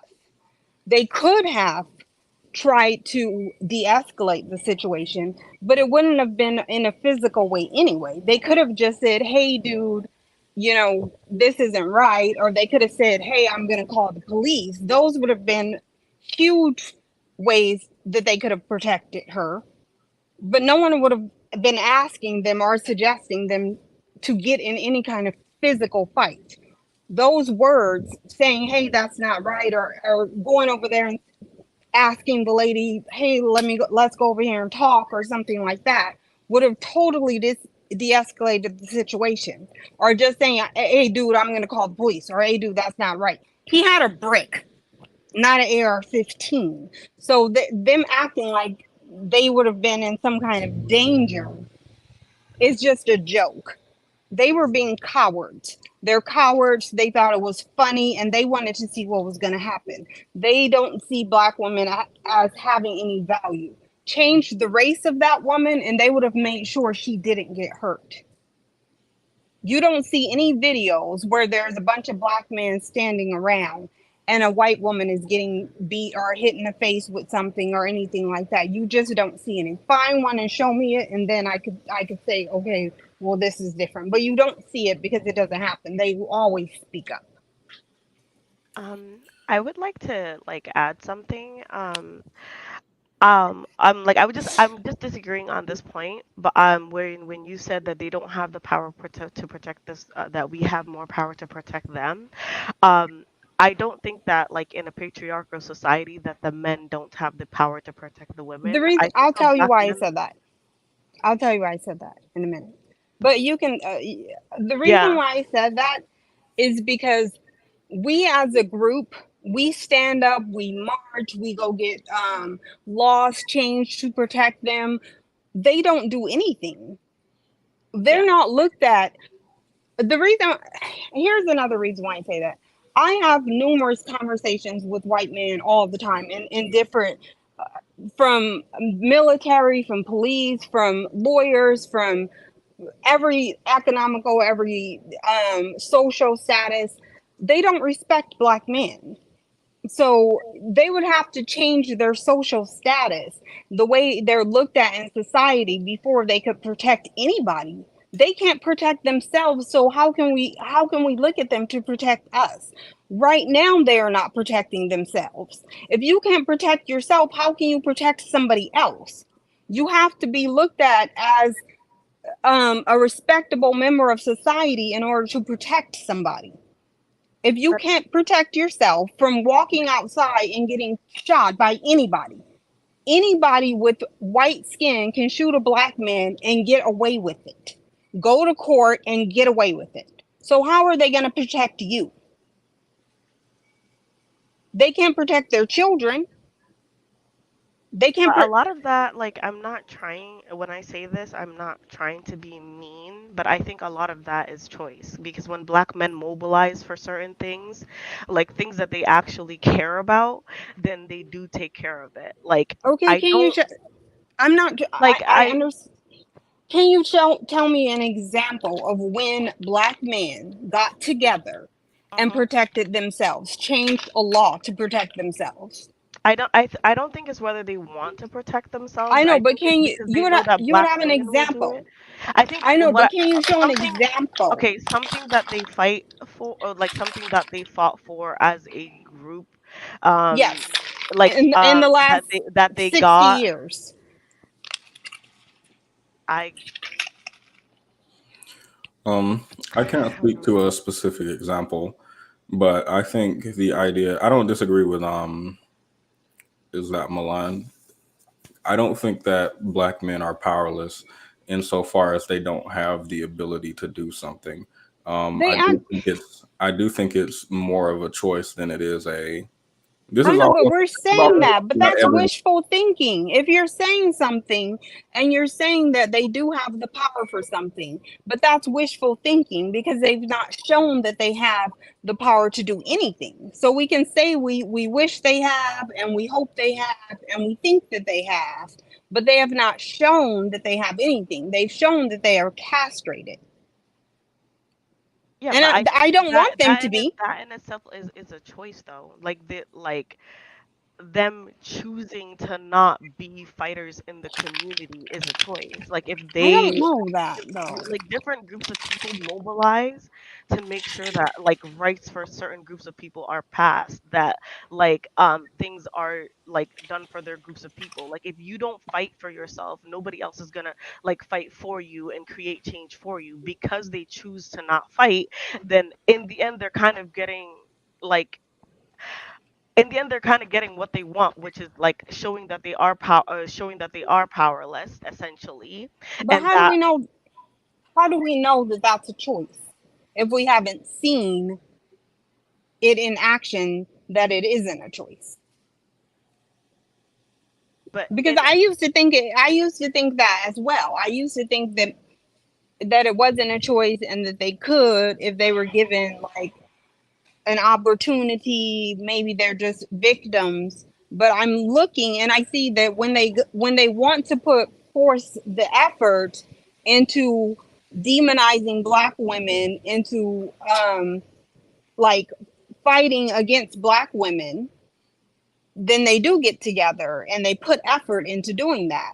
and they succeed, and they make Black Exactly. women look like essentially um unimportant, and then that's kind of what I'm saying, because I don't think that like So they're I kind choosing to go to prison and get shot in the streets and not have any money and not have any and be the bottom bitches of society, because white men drag Black men through the ground. They have nothing. If you look at like the wealth gap, Black men have nothing. They're literally in the negative. So they're choosing to be in the negative, and they're choosing to get shot in the streets, and they're choosing to be the lowest in the educational bracket. They're choosing to be the lowest in the economical brackets, and they're choosing to be the lowest in the social brackets, and they're I think choosing to be the highest in the prison.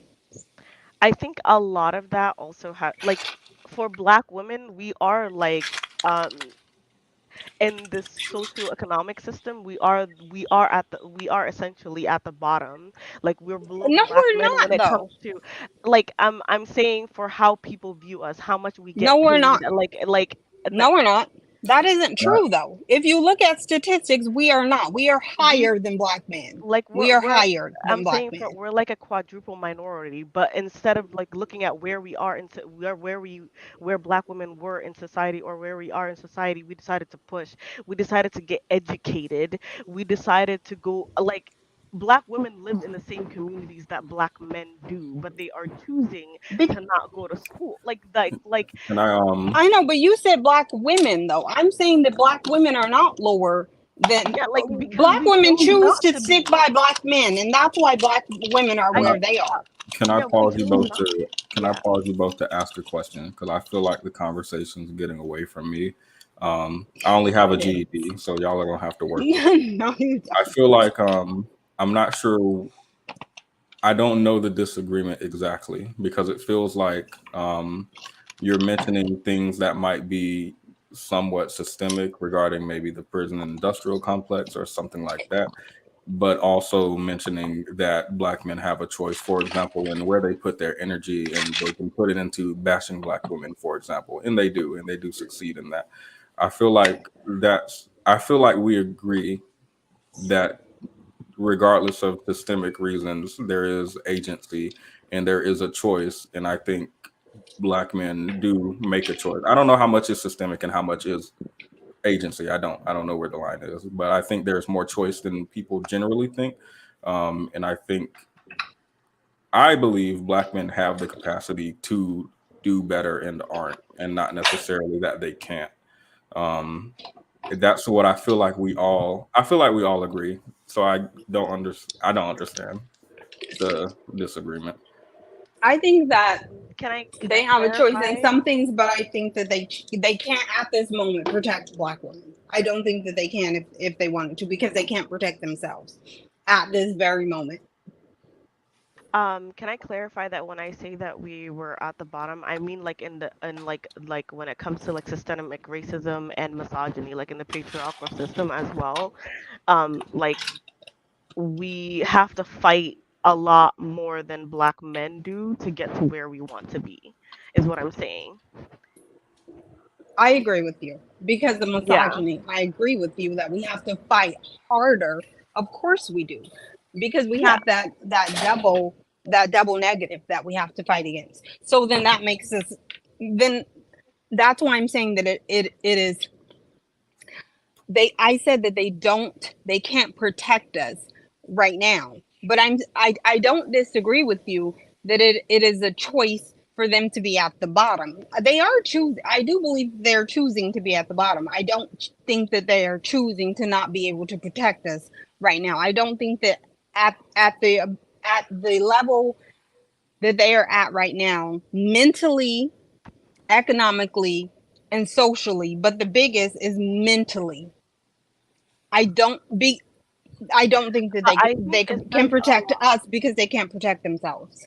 I think it says a lot when even if you can't like if even if you can't go out there and protect like the group of women in your community to be the number one group that is verbally against them, who like mobilizes to be against them. I think that says a lot in the way that they're saying that they want uh, in the by way of protection. You don't see that in any other groups of men where they mobilize and say like, oh yeah, our group of women don't need protection. They're I'm not gonna say any of the stuff that like they say because I'm already triggered, but like I I think so like they don't want to protect it, like they don't protect us, and then they broadcast it to the world that we don't need protection. And I think that's why I'm saying that it is a choice. Well, because can you understand? Can you see the fact that they can't even understand that protection goes outside of just a fist fight or a drive by? But they understand that when it comes to police brutality, I think it's really weird that they can understand it when it's themselves, but they don't understand it when it's black women. They can't understand that it goes beyond violence.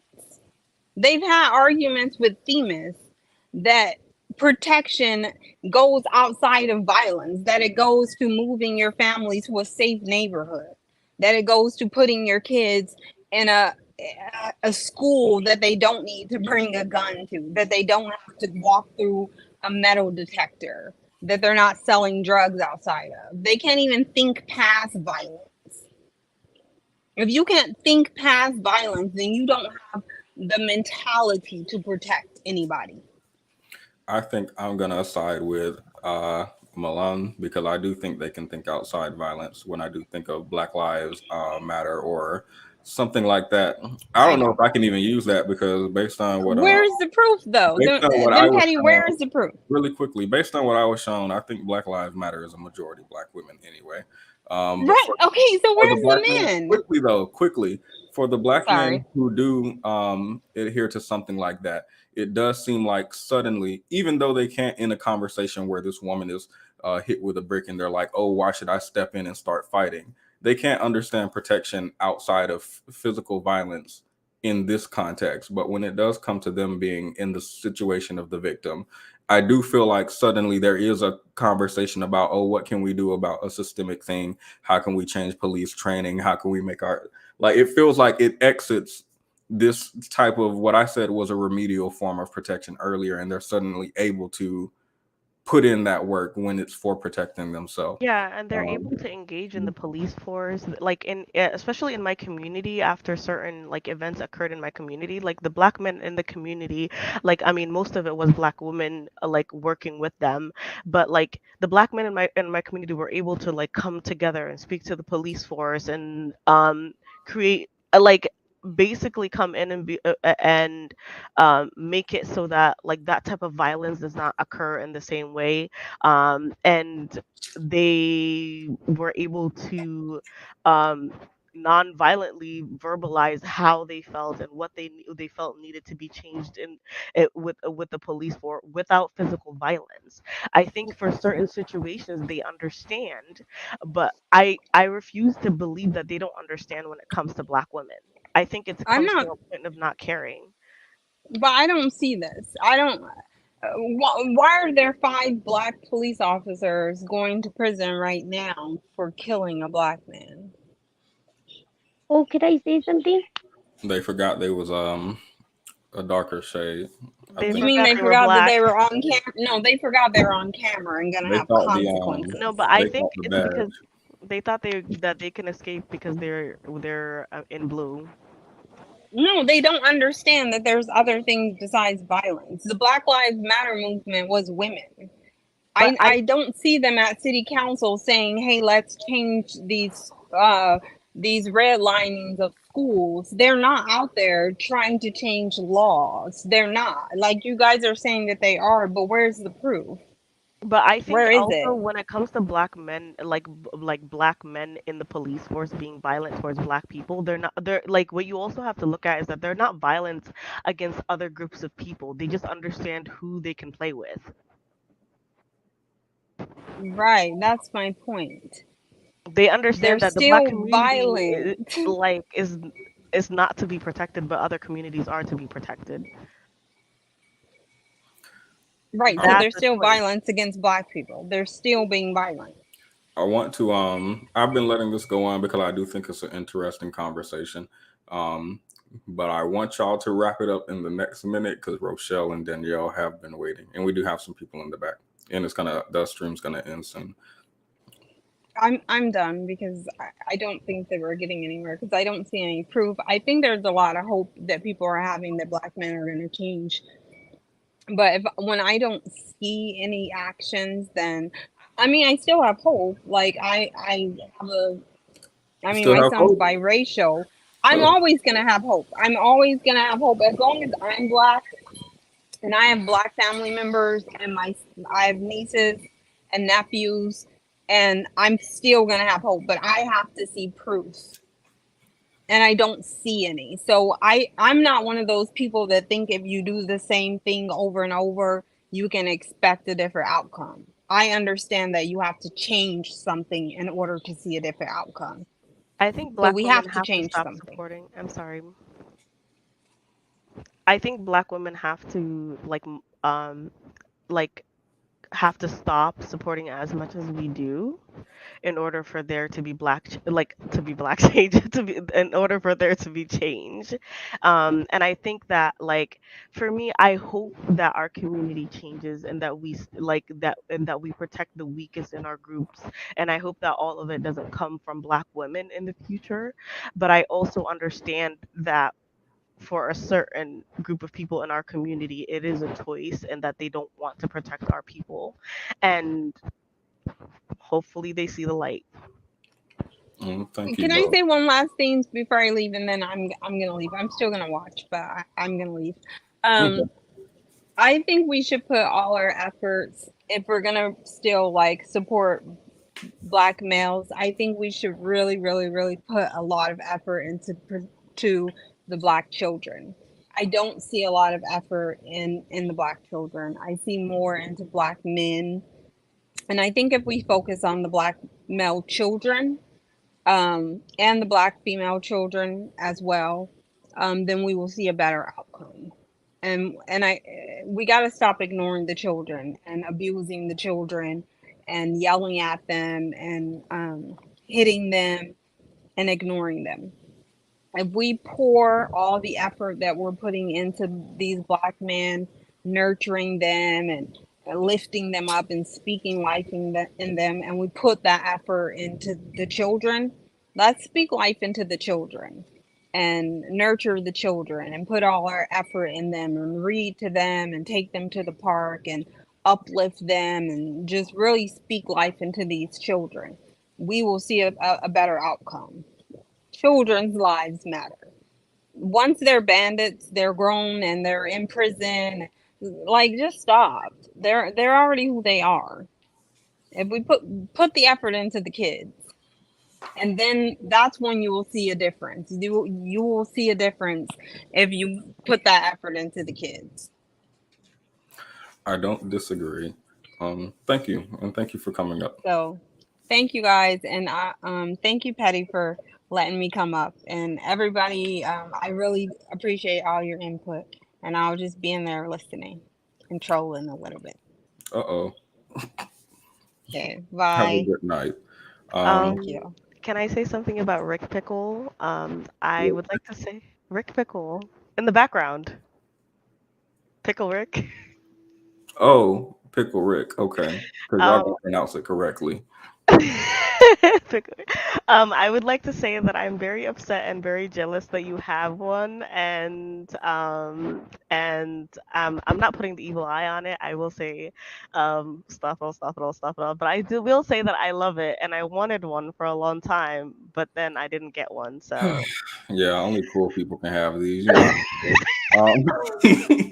But if you notice, I no longer have a bed behind me. I sold it for the pickle. I have my priorities straight, so that's what I sleep on top of now. It is very awkward and looks weird, but I have a comforter, so it's not that bad. But yes, be jealous. I'm glad that you voiced your jealousy because that's exactly why I put it back there, for y'all to be jealous. So thank you.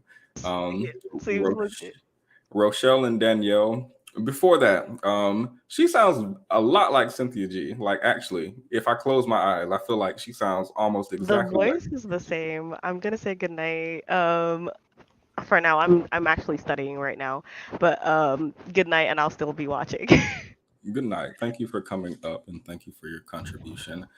There are people from the back. I'm gonna add y'all one by one, but Rochelle and Danielle, I wanted y'all since y'all were here waiting for a while. Sorry, and then we can do lovely. Hello, Howdy, how are you? I'm good. So that was a good conversation, and she did sound just like Cynthia G. I was just sitting there listening, like, But anyway, so I was in the military. Oh, I sorry. was in law enforcement for 18 years. So what I got to say, that's my credentials. Um, ladies, ladies, ladies. I hope y'all listening. Um, we need to up our security threat level. Like how the government always had these levels. Let's up our levels, ladies. Um, do whatever it is you need to do. Pick your poison, pick your weapon, whatever you decide to carry. Please make sure it's in a holster, not in y'all purses. Because like they say, we carry big purses when they be talking smack. Just make sure it's on a holster on your hip. Make sure you practice. Make sure you just making conscious decisions. Like in law enforcement, they would tell us to survey the scene. We don't never just run up on those stuff. We look around, and look around, survey your area. As you surveying it, take it in. Use your discernment, use your intuition, and make smart decisions because it's dangerous out here. It's dangerous. And I'm hurt as a Black woman, 50 years old, been on this earth for a little while. I am hurt of the state of what our community is in. And I have stumbled on Themis channel, Cynthia G's channel, and I'm just like, because I obviously was living in the bubble. I didn't know it was this bad. Ladies, be smart. Get in shape, stay in shape. Just be careful. And I hate that I have to say this. It breaks my heart. But if you know anybody that's ex-military, ex-law enforcement, kick it with them, talk to them, ask them, do they know any moves or anything like that? You don't have to go into any classes. There's a lot of Black folks that have had proper training. Reach out to them and talk to them and just stay safe. And that's all. Thank you. Are you gonna tell us where you found the Fountain of Youth? Okay, look, y'all. Okay. So I had heard. So you gonna tell us for real? Hold Yeah, up. look, we can't always be dark and gloom. Come on now. That's one thing. That's one thing. I don't be stressing too much now. But I had came across a lady that said, if you get facials at least at the minimum once a month, it'll take 15 years off you. So it was a white lady that told me that. So when I was like, that means it'll probably take 20 years off me. So get y'all facials professional. They have a lot of things where you can have prescriptions, and all you have to do with the stress free. I don't play no games. When I was 20 years old, I used to tell, as Cynthia G would say, the Dusties. I used to tell the Dusties, "Oh, you're trying to give me wrinkles. Yeah, leave me alone. Leave me alone." Like, that's what I used to say. So Well, yeah. yes, for the comment down there, yeah, less stress, ladies. Okay. Well, I looked up facial to make sure it wasn't what I thought it was. It's not. Um, that's the advice. Facials, stay away from dusty people. These That's will right. prevent wrinkles. Thank you, Danielle. Rochelle, or actually, I think Lovely might have been next, and then Beat Boop Bop Beat you, and then we have one more in the back. Lovely, you might be on mute, or I think Rochelle's about to go. Actually, go ahead. I'll make this quick. Okay. Um, I think this all stems from like the lack of respect that certain men have as a whole, like not only just for women but also for themselves as well, because you can't possibly respect something and like not protect it. So I feel like this all stems from a lack of respect, and those men, well, that man in particular, he would have never done that to that woman if he one respected himself, but if he also respected that woman as a whole. And I think that that is a major issue going on, because all of these men just seem to just have no respect for themselves and no respect for anyone else, especially other black women. And I feel like that's is just an epidemic at the moment. And I feel like the crux of all this is just the lack of respect. And to the point about kind of like the mobilization piece, I also feel that because black women have been kind of taking up the charge for many of these groups and many of these social issues, I feel like that has allowed men to kind of skirt by and just not get involved. But I feel like the only way to make men involved and get them on board with many of these social changes that could also benefit them is to, I feel, have black women step back and not be at the forefront of these social movements in a way, because I think it's just bred complacency. Because for years and years, black women have kind of looked at black people as a whole, as a collective, and saw any plight against like black men as a slight against them.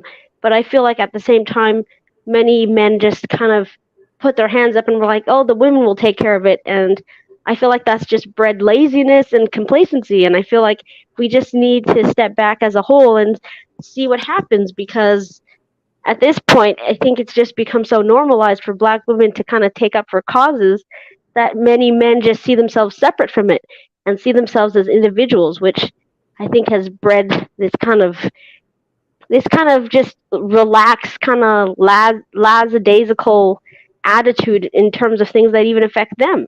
And that's a major thing that we need to have checked, because we can't just have like women be on the front lines and getting hit and taking all the punches when clearly it's this one-sided relationship, when it should be reciprocal if possible. And I think that's like the major thing, just like the lack of hope that lots of black men have, like this hopelessness. And when you don't have hope, or when you're in this dark place, tend to see that men take it out on those they see they can like enact abuse against, which is unfortunately black women.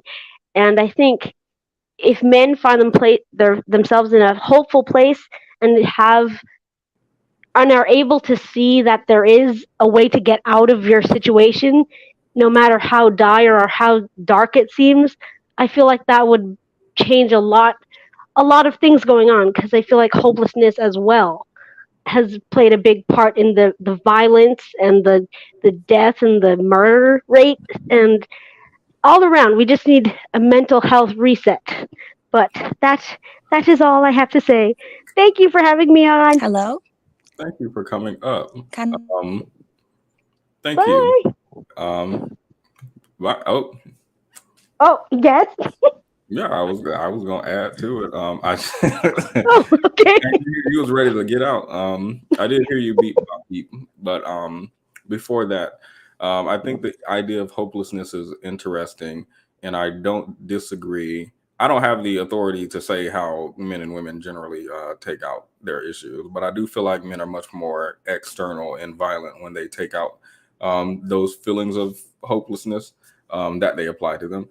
Whereas I feel like women are either much more internal, or if they're external, it's not with the type of aggression or violence that men tend to be with. So um, I don't disagree, but I don't have the research behind me to say that right now. So grain of salt with what I said. But thank you.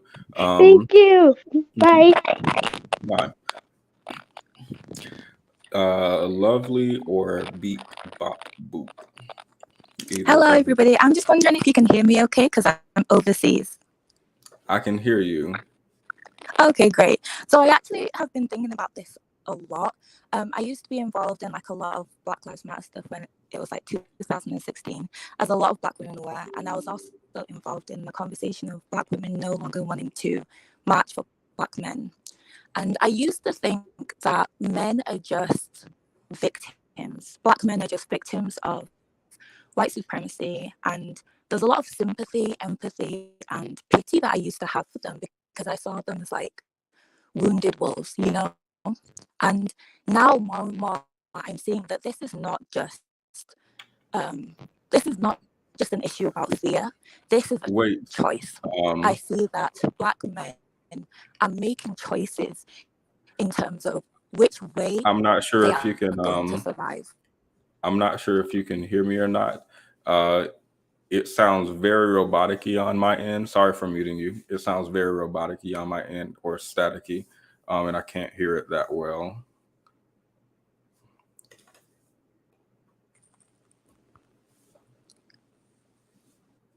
Hello? Hello? Yes. Okay, I think that sounds better. It seems okay on my end, but just let me know if you can't hear me anymore. Okay, it still sounds how it sounds. I'm gonna try though. Give me what you got. Okay, so should I keep going? Yeah, I can hear you better Okay, now. I'm gonna do it really quick. So basically, I feel like Black men are choosing their male identity over their Black identity. And I think a lot of women don't understand this. That when they are not supporting Black women, it's not just that they're afraid, they're doing it because they think that they're going to have better chances with supporting male patriarchy, even if it's white, over their Black identities. I don't disagree. I hope I heard that correctly. It sounded like you said Black men are choosing their male identity over their Black identity. I don't disagree with that. I would probably say that about any demographic of people who have the type of intersectionality where you have some privilege attached to one of your identities and then marginalization attached to the other. But it does feel very pronounced in Black men, at least to me. Maybe that's just because that's what's on my For You, that's what's in my news feed, that's what's on my YouTube. But it does feel very pronounced, and it doesn't feel like something Black women do. I don't feel like Black women choose their womanhood over their Blackness. I don't know if that's something Black women can do. I don't know if you can separate them, right? I don't know if like feminism. But I think that's because Black women have two marginalized identities, where Black and white women, there's nothing. Apart from our maybe our cisness or being straight, there's not really much that we can do that puts us in power apart from directly fighting these institutions and these systems that keep us under. But men have skin in the game, in that if they just get white people to like them enough, to tolerate them enough, then they are promised by patriarchy a lot of returns, a lot of resources, a lot of goods. And I think they don't want to give up their male privilege for their Black marginalization. I did not hear a word of that. It sounded really, really staticky or robotic-y. I think you I'm could so try. sorry. No, it's fine. If you want to, you could try leaving and then coming back in to see if it's better. And then I don't know what else you could try. I don't know what else. Unless it's just the internet, because you said you was overseas in one of those areas. in which the internet is what it is, possibly. Um, I'm not sure if you're still here or if you left to come back in. But Lovely, I'll let you go. You also been waiting for a while, and then if she comes back in, we can continue. And then we have one more in the back. Okay, good evening. How is everyone doing Good tonight? evening. I'm doing well. I'm glad to hear that. I would like to say that I really enjoyed listening to, I think her name is Malcolm Ali and V. Smith's points, as well as the young lady who had the issue that went before me. What I would like to say is that I've experienced incidences of at night going out to the store. I live in the city and had men that would try to talk to me, black men. And I remember one in particular who actually wanted to attack me because I wouldn't talk to him, but it never got that far. But he was actually with another gentleman that stopped him from attacking me. And his friend had took him in the house and then some or made him go home and then walked me partly to where I lived at. He told me, listen, you have to be careful coming out at night because a lot of these guys in this area are coming in and out of jail. There's a lot of drug and alcohol activity, and his friend was drunk. So, so that's just to give people some food for thought. As a woman, and this is not to victim blame or anything of that nature. What this is to say, we have to be very careful of our surroundings, especially traveling late at night, in a heavily impoverished black neighborhood. It could be any heavily impoverished neighborhood. These things can happen, and I don't know what neighborhood the young lady was in, but so that's another point. The third point is that when we're conceived in our parents' bellies and we come through the womb of our mother, you know, children, we do not know what we're being born into. So we are taught things, and our brains are quickly going through millions of years of evolution during that small amount of time from birth up until the age of 6 or 7.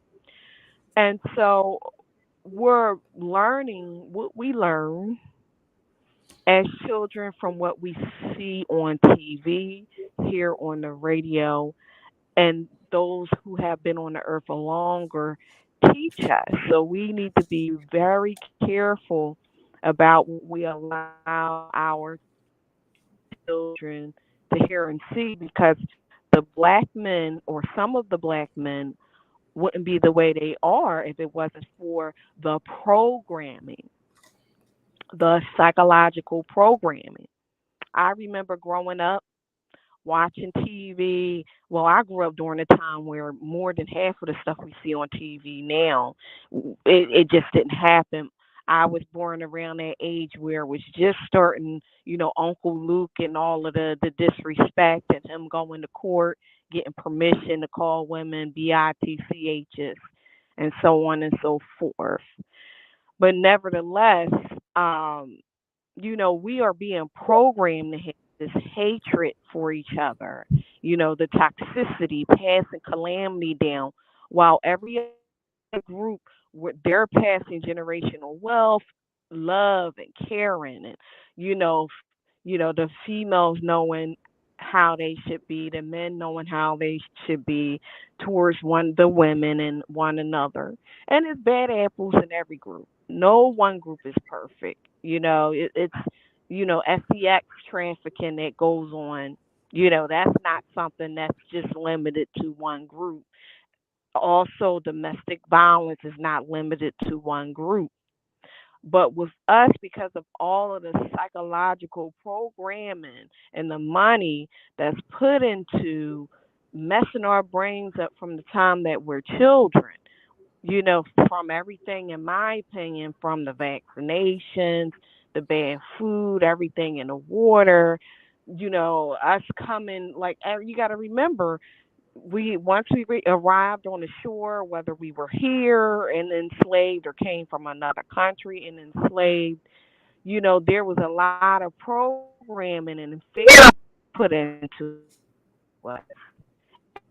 And from the we're born, we're taught roots, and all of the negative propaganda about racism. We're being programmed to have this mentality. And so what we have now is the result of the psychological programming, which is, black men feeling like they're not anything or worth anything. And then what do men usually do when they feel like they're being oppressed and don't have any other choices?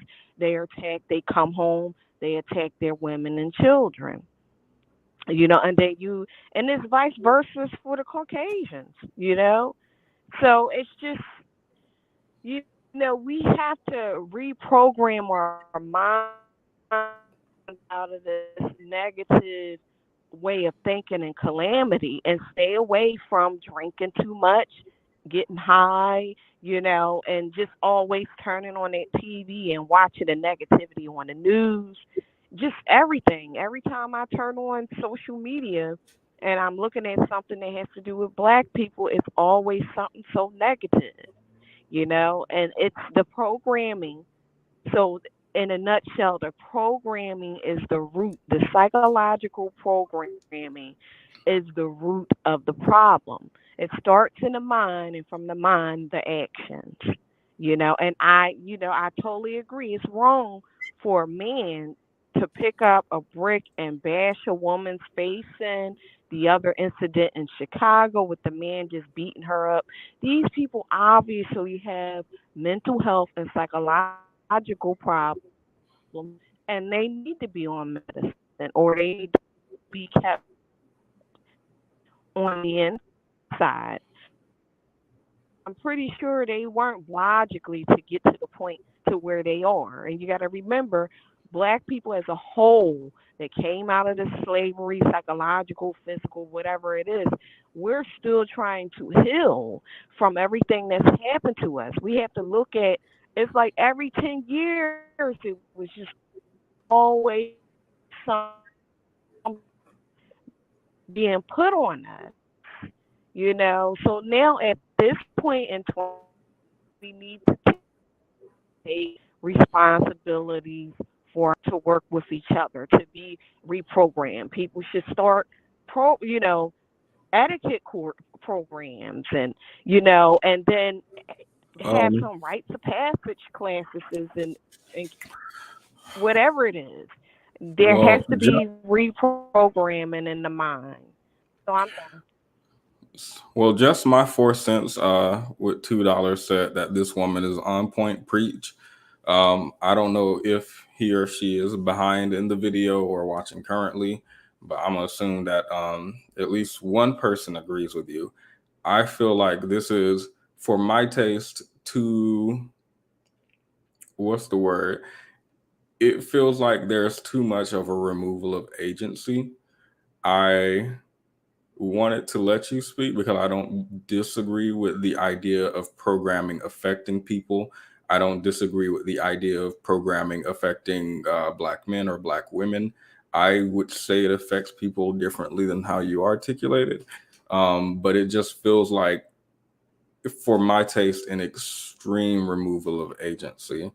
So I don't know that I can get behind that. But just my 4 cents said, that you are on point and preach. So I'm going to let that comment to be what it was. I also wanted to quickly go through the super chats real quick, but it looked like you had something to say, and Ken was waiting in the back for a while as well. Before that, I wanted to go through these. They were coming in, and I think they passed me. Voice of Reason said, women are harassed by men every day. Nothing puts these guys off. Correct. Curry up and eat. These Amber Alerts no. I'll look at it after this. Curry up and eat said, I think a protector would protect, and a NAB, I don't know what that means, will find excuses because that's his default reaction. I feel like that stands for nothing, something. So, but I feel like that's what that stands for. I agree. I actually really agree with that. I've seen themes of that through this whole live stream, and then more than this. Voice of Reason, thank you. This happened in Texas. Don't you have a right to conceal and carry? This maniac could have killed her. I didn't know it happened in Texas. And also to follow that up, a Black woman is being unalived every 5.5 hours. What's it going to take? I don't know what it's going to take. I feel like it should be more than enough at this point, but apparently it's not. Just my 4 cents says, don't understand how you as the head of the household can look at your Black son that you raised and call him a dusty. Oh, this is also the person, I didn't realize that's the person who said that you're on point. Lovely. But I think this might have been, I don't remember who that was directed to. I should have pulled it up earlier, but I didn't realize we had it.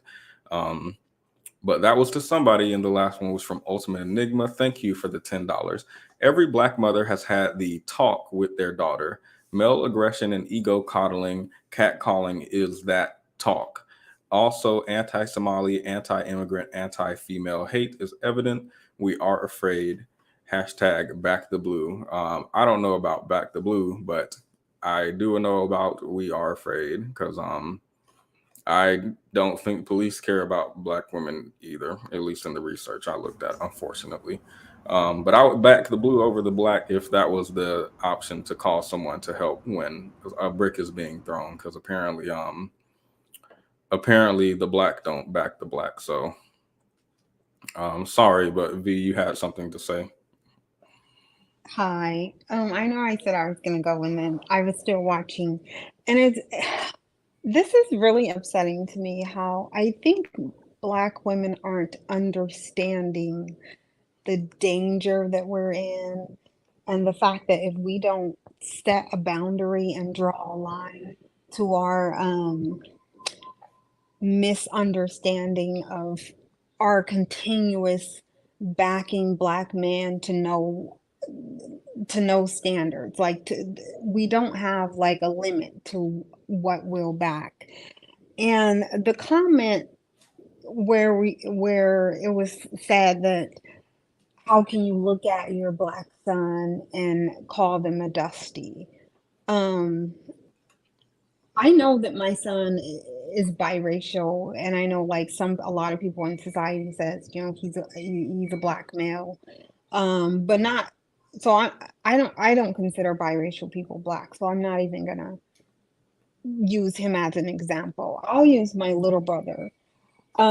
So growing up, my younger brother, and he's I think he's maybe 6 years younger than me, maybe more. I'm not really sure how old he is. But growing up, I did everything for him. Like, to me, he was just because I have 9 sisters, and then so having him, he was just like the apple of my eye. I spoiled him, bought him clothes, I bought him a puppy, I gave him 2 cars. I stuck up for him.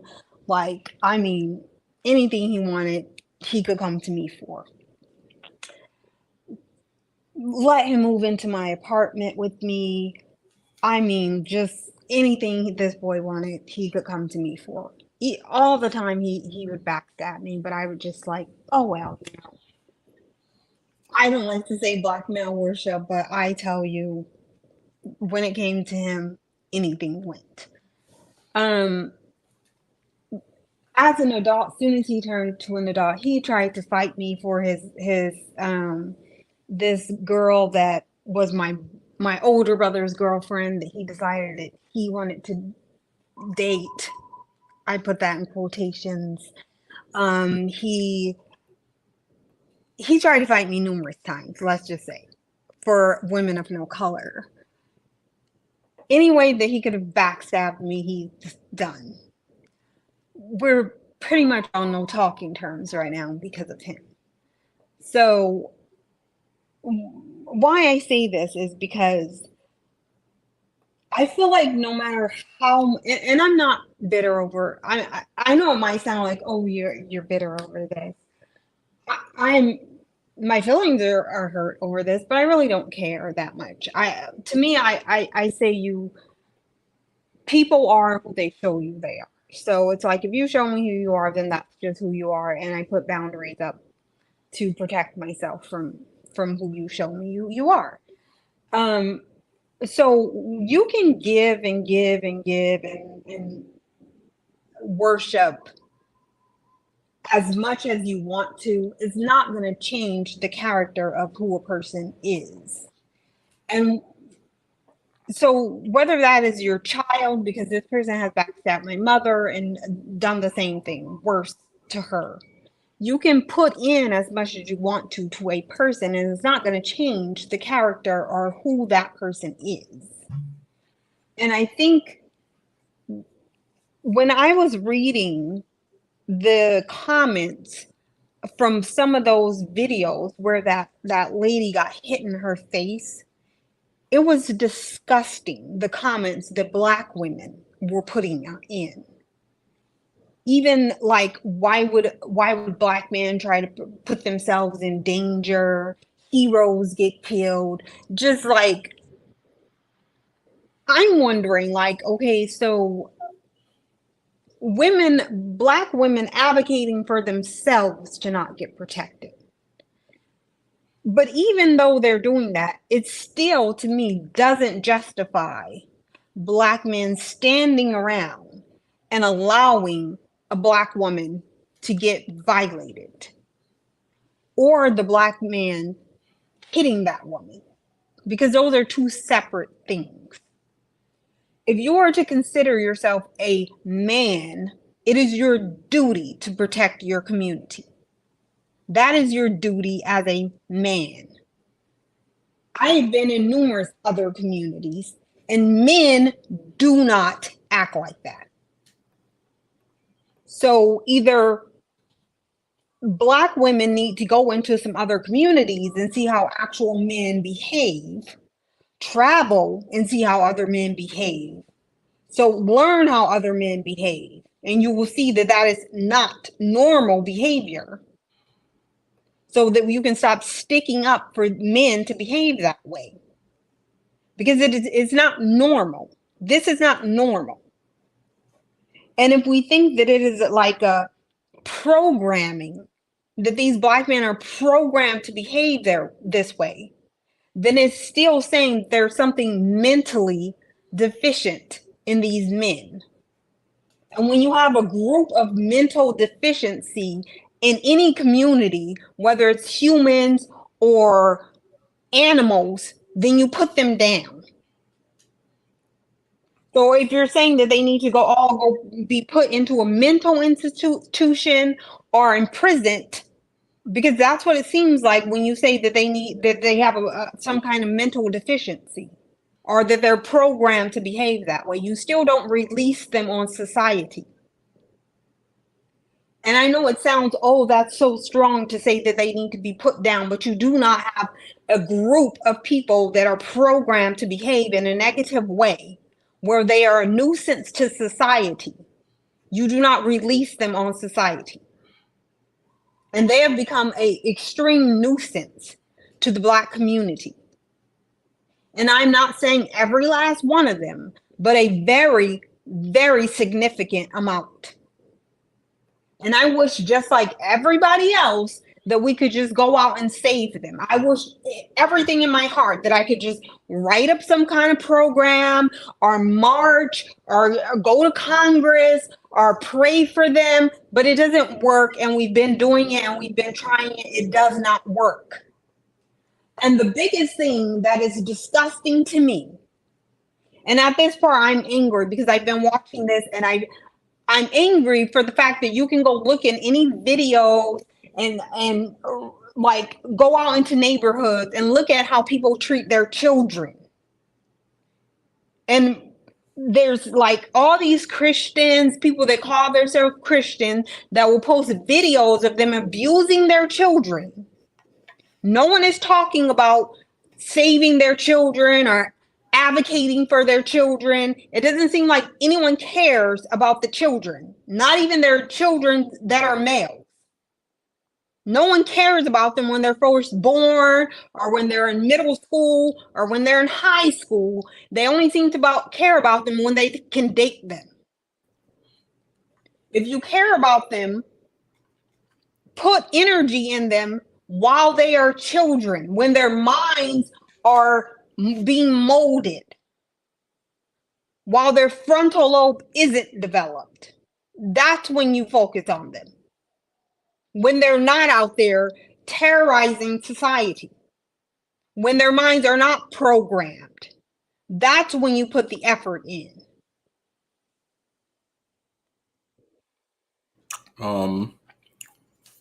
Somebody said, "Where's the bell?" I'm just sitting here enjoying myself. I don't know about y'all. I'm enjoying the conversation. I'm enjoying these. I feel like V is saying what needs to be said. Ken, you felt upset because V is getting more time to speak. Well, he can speak. I'm done speaking. I would have. I'm gonna go back to my yoga. Thank you, V. I would have loved to end on that. Okay. Bye. Have a good night. Ken, You too. you have words. Yeah, I would have me a snack. I was just in here enjoying. I needed that. I needed that because my spirit wasn't sitting right. So, you didn't have anything to say, Ken? Oh, I was just waiting for you to finish. My snack? No, your whatever you were saying. Oh, that's all. We want to hear from Ken. Tell us what we need to know. I wasn't upset that she was talking. I actually love her points. I just believe that it was a bit rude to come back on before everyone else would say what they had to say. Well, that's you're gonna have to voice your concern to me because I have favorites. I'm not gonna lie. I do have favorites. So I do apologize if you feel like your voice was unheard. But we hear you now. Great. Thanks for having me. I just have a couple points to say. I've heard a lot from different perspectives about this topic from different people from different races, and I'll just stick with the black side. Um, when to me the skits and all of that, I mean that isn't even need to be discussed because that has nothing to do with nothing. It sounds a little soft. You said the skits needed what? When the skits with her slapping white men and all of that, like all of her skits and her content, I'm not even tapping into that because that has nothing to do with nothing. I mean, it has nothing to do with this situation, and her uh, not needing protection. So, I mean, I don't believe that should even be tapped into. But I will say that I used to club a lot. I'm 37 years old. I used to go out to the club all the time. And I'm from North Carolina. I live in New York. And I've partied at Hole in the Walls, and I've also partied at upscale events. And typically, when I would go to the hole in the walls, which I do love a good hole in the wall. I do not go anymore, but when I would go to a hole in the wall or some ghetto spot bar, whatever, um, there would be black men fighting. And when those black men would fight, typically there's other black women stepping in to break up said fight. So when I hear other black men say, we're not putting ourselves in harm's way, we're not going to end up dying be to break up a fight or to step in to de-escalate a situation or to protect anyone. But meanwhile, black women are, that says to me that this same cowardice, this same weakness, this same PUSSY-ness that heterosexual black men call feminine black men or maybe gay black men, it seems like that they have that of which they're calling the gays or the feminine guys. Um, uh, that's one point. Um, I believe that black men know that black men, I believe that other black men know that other black men are uncaged animals, not all across the board. But when you talk about the statistics, I mean, it's pretty rough out here. So I believe that they are afraid of themselves, and they'll only put themselves at risk for very stupid things in the grand scheme of things. So it's weird, like when the whole protection stuff comes up. Just say you're scared. That's all. You know, just be frank. Just say you're scared. You're scared of other black men, and just move on from there. Don't come with all the BS. I've also noticed that if that man who hit her in the face with a brick, if that was a trans black woman or a feminine gay black man, all the black men that were in that area would have pounced on him or her. They would have pounced like So, hyenas. so you think the black men would be more? I actually don't disagree with that. Interestingly enough, anything that you've said regarding the idea of black men knowing, and we talked about this earlier in the stream, they know how violent and how aggressive other men in the community can get. Cis het men, right? Right. Um, and they don't usually acknowledge that. In my opinion, they don't usually acknowledge that until they're in a conversation where they are allowed to be the victim, right? Or not even where they're the victim, but where there's a victim and you could have stepped in between the victim and the brick. Now you want to acknowledge the aggression or the very real violence that exists in the community when you could be on the receiving end of that. But the idea that men would go and attack um, any and all things that would represent femininity, but when it comes to someone presenting themselves masculine, right, suddenly there's a, oh, I'm very submissive and I don't want, what if he attacks me, I have a family. I don't disagree with that actually. Right. I mean, I mean, we have so much evidence, video evidence, real life evidence to prove this. This is, to me, it's a fact.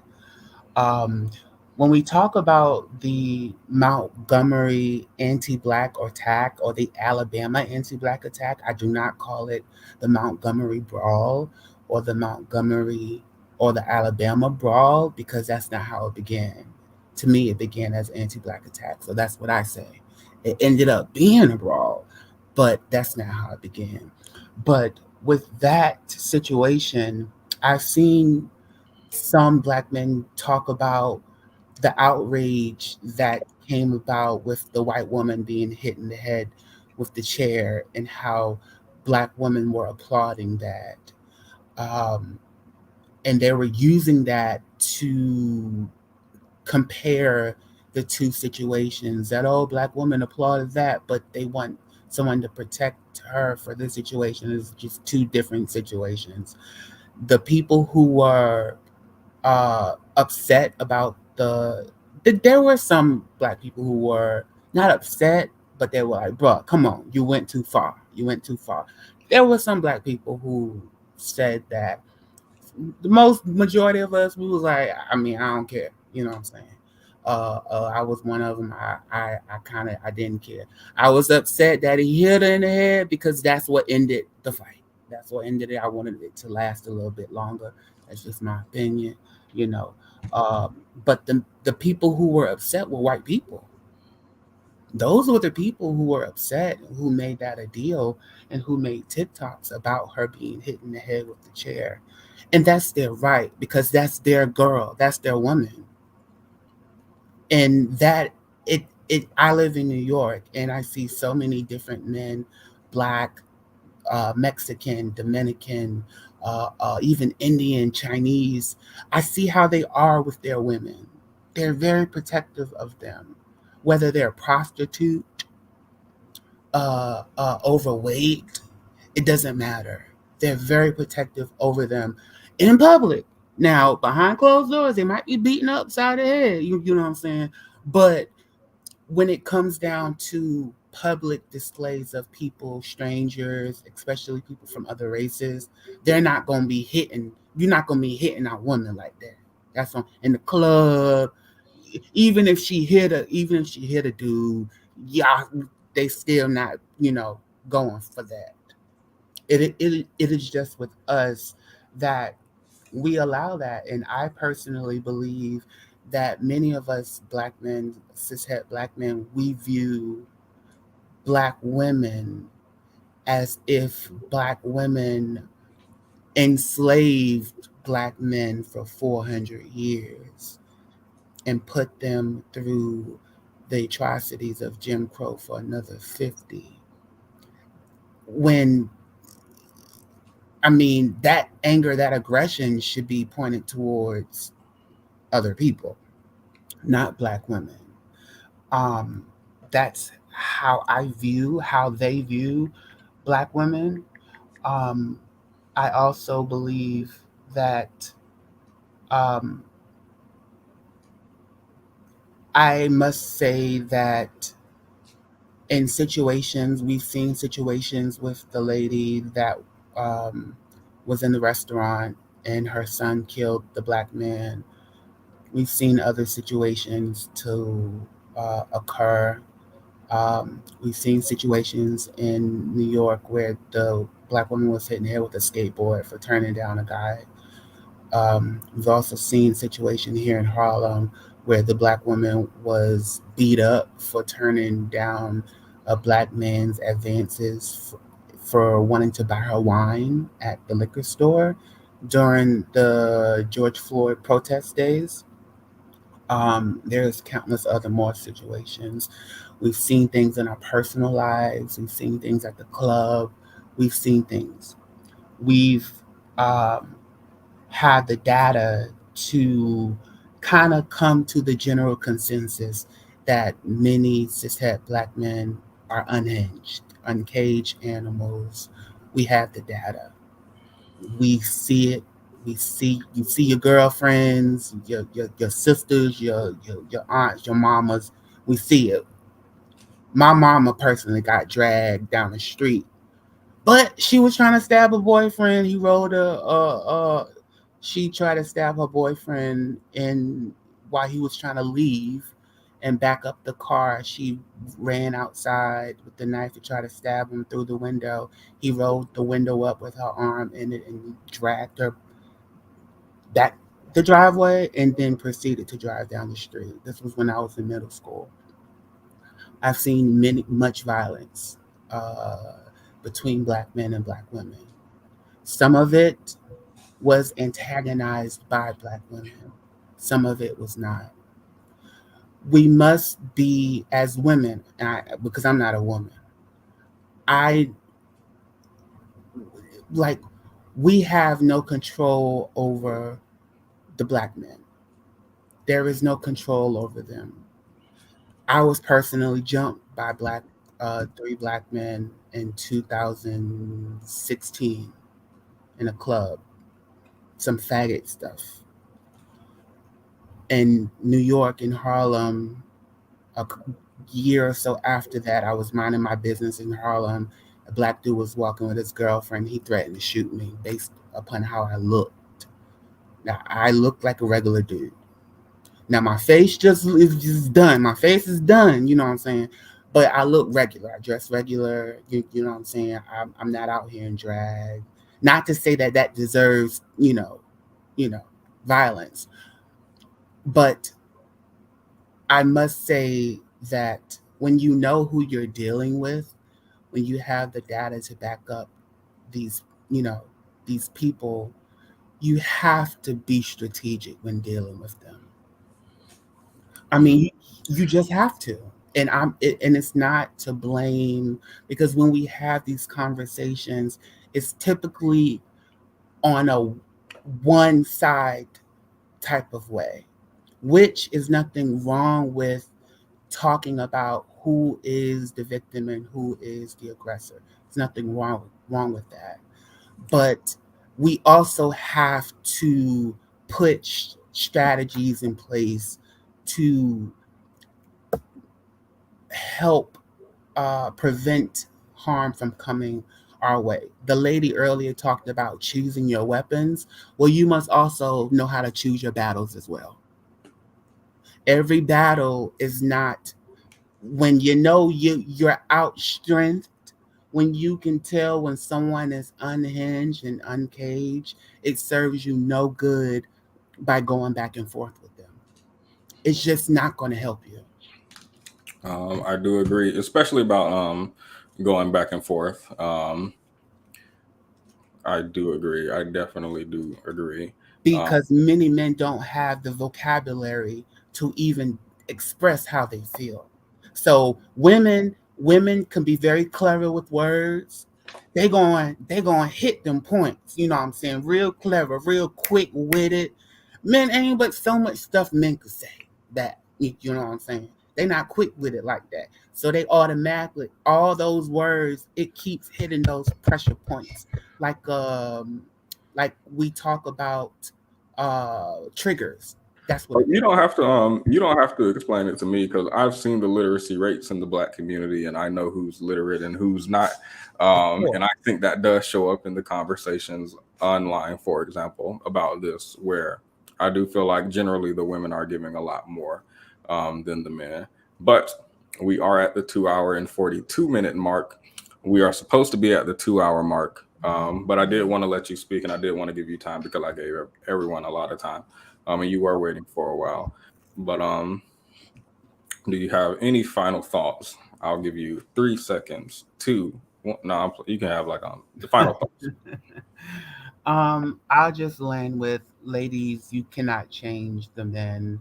All you can do is work on yourself and put boundaries in place to protect yourself. Do not argue with a man, period.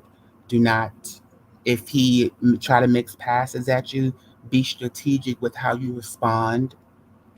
I mean, do things to make sure the same way y'all tell y'all sons to be strategic when you're with the cops because there's a great chance that you're gonna get shot potentially, then that is the same advice you need to give yourself. Try to do what you do to make it home. And I'll end with that. As soon as you said, don't be out here trying to save nobody, save yourself. That's not what you said verbatim. That's just what I heard. Yeah, Basically, yeah. Save love yourself. it. Thank you. I actually Thank you think for that was a having me. very good note to end on. I appreciate you coming up. Thank you for having me. Hey, Patty. I just wanted to say one little thing before you go. I just wanted to say that I wasn't taking away the agency or the responsibility of, individuals who harm others. I was just looking at, the generational and the roots of everything. And Miss V. Smith and the young man Ken pretty much summed up everything that I was saying. I may have been saying it in a different way, just to not to appear to spew out more toxicity about the situation. But I'm pretty much saying the same thing that everybody else was saying. And yes, we all have to be responsible for our actions. And the guy who hit the lady in the face shouldn't have done it. He should go to jail, like anyone else would go to jail. And that goes for both anyone who decides whether it's a male or a female to physically harm someone. They should be jailed. And but anyway, thank you for your time. Have a wonderful evening. Thank you for coming up. I really appreciate you coming. I really appreciate your show. Have a great evening. Have a good night, lovely. All right. Bye bye. All right, y'all. Lovely said we are on one accord. I didn't say this earlier, but I think V and Cynthia, I can't remember the other one's name right now. I think they swap. I think they share a vocal, the voice, and they give it to each other to use at individual times, but only one of them can use it at one time because I haven't heard them talk at the same time, even on the same channel. V will speak and then pause. Then Cynthia will speak. I believe that's just my personal belief. There's no research or science or anything to back that up. That's just what I believe. But thank you for everyone who did come up to contribute. We are 45 minutes over as usual. So it's nothing new. I am going to go ahead and give Themis one last drag for his lack of work ethic. I'm very disappointed in his absence today. Very disappointed because I thought there was a real man on this channel, and real men work. That's all I know. But let me get through these super chats. Ultimate Enigma said, Black men watched George Floyd lose his life in real time for 8 minutes. None assisted. They were all afraid of the police. Basic humanity. Black women have checked out. Yeah, I didn't see anybody do anything but grab a camera. So my two sons are a representation of me every time they leave this home. One studies mechanical engineering and the other studies computer science. What is your black son doing? I don't have a black son. He's resting, swimming around in my, never mind. Sorry, that was like really explicit. But thank you for the super chat. Voice of Reason, $5. Thank you. Ladies, we are surrounded by beta males. An alpha male would have handled this guy on principle for being a nab. And I feel, let me Google this so I can make sure that I know what you're saying to me. Real quick. NAB, the National Association of Long-Term Care Administrative Boards. Hold on, let me go to Urban Dictionary.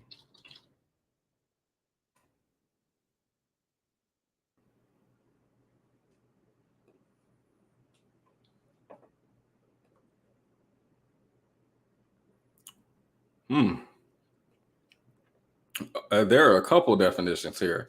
None of them are good. You are in timeout. Somebody asked what NAB means. You're going to have to look it up on Urban Dictionary. Look at definition 2 and 3, not number 1, because number 1 says peanut butter and jelly crackers. I don't know. I've never heard NAB used like that. All right. You're in timeout, actually. There were some comments that I feel like I should address that were here. So let's address them.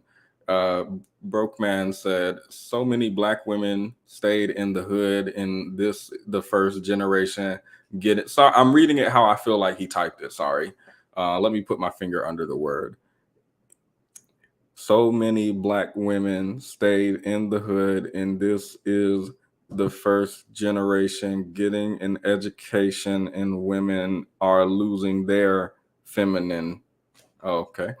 Thank you.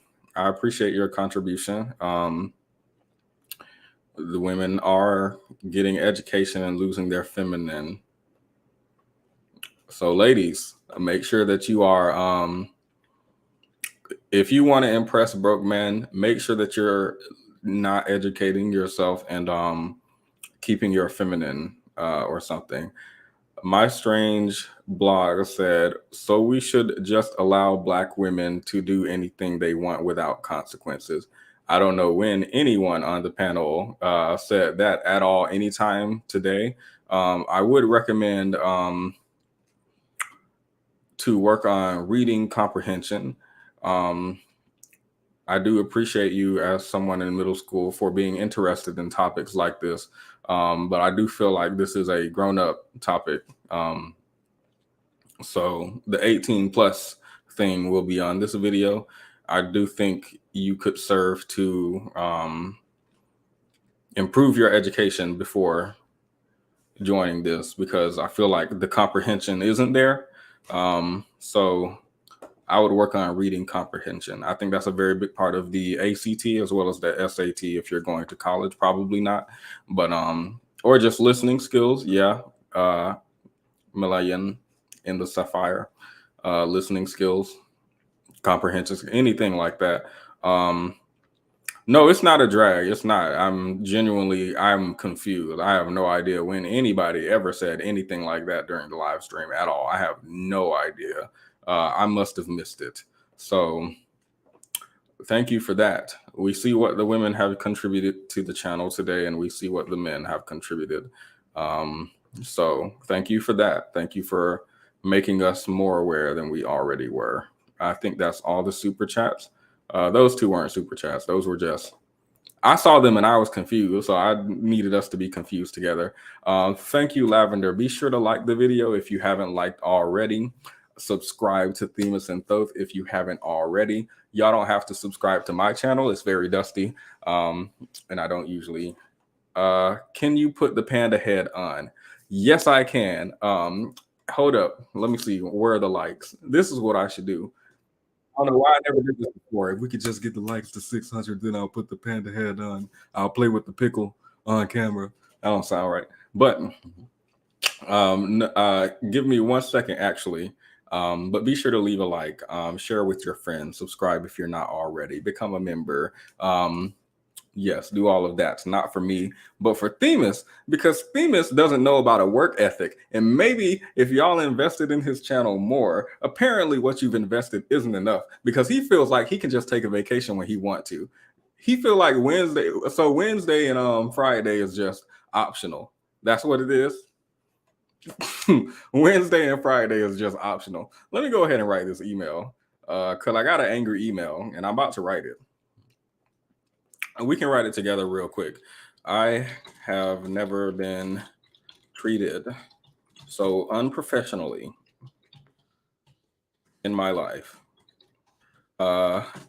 Your lack of commitment to the channel has pushed a dagger into my heart. In the heart of the audience,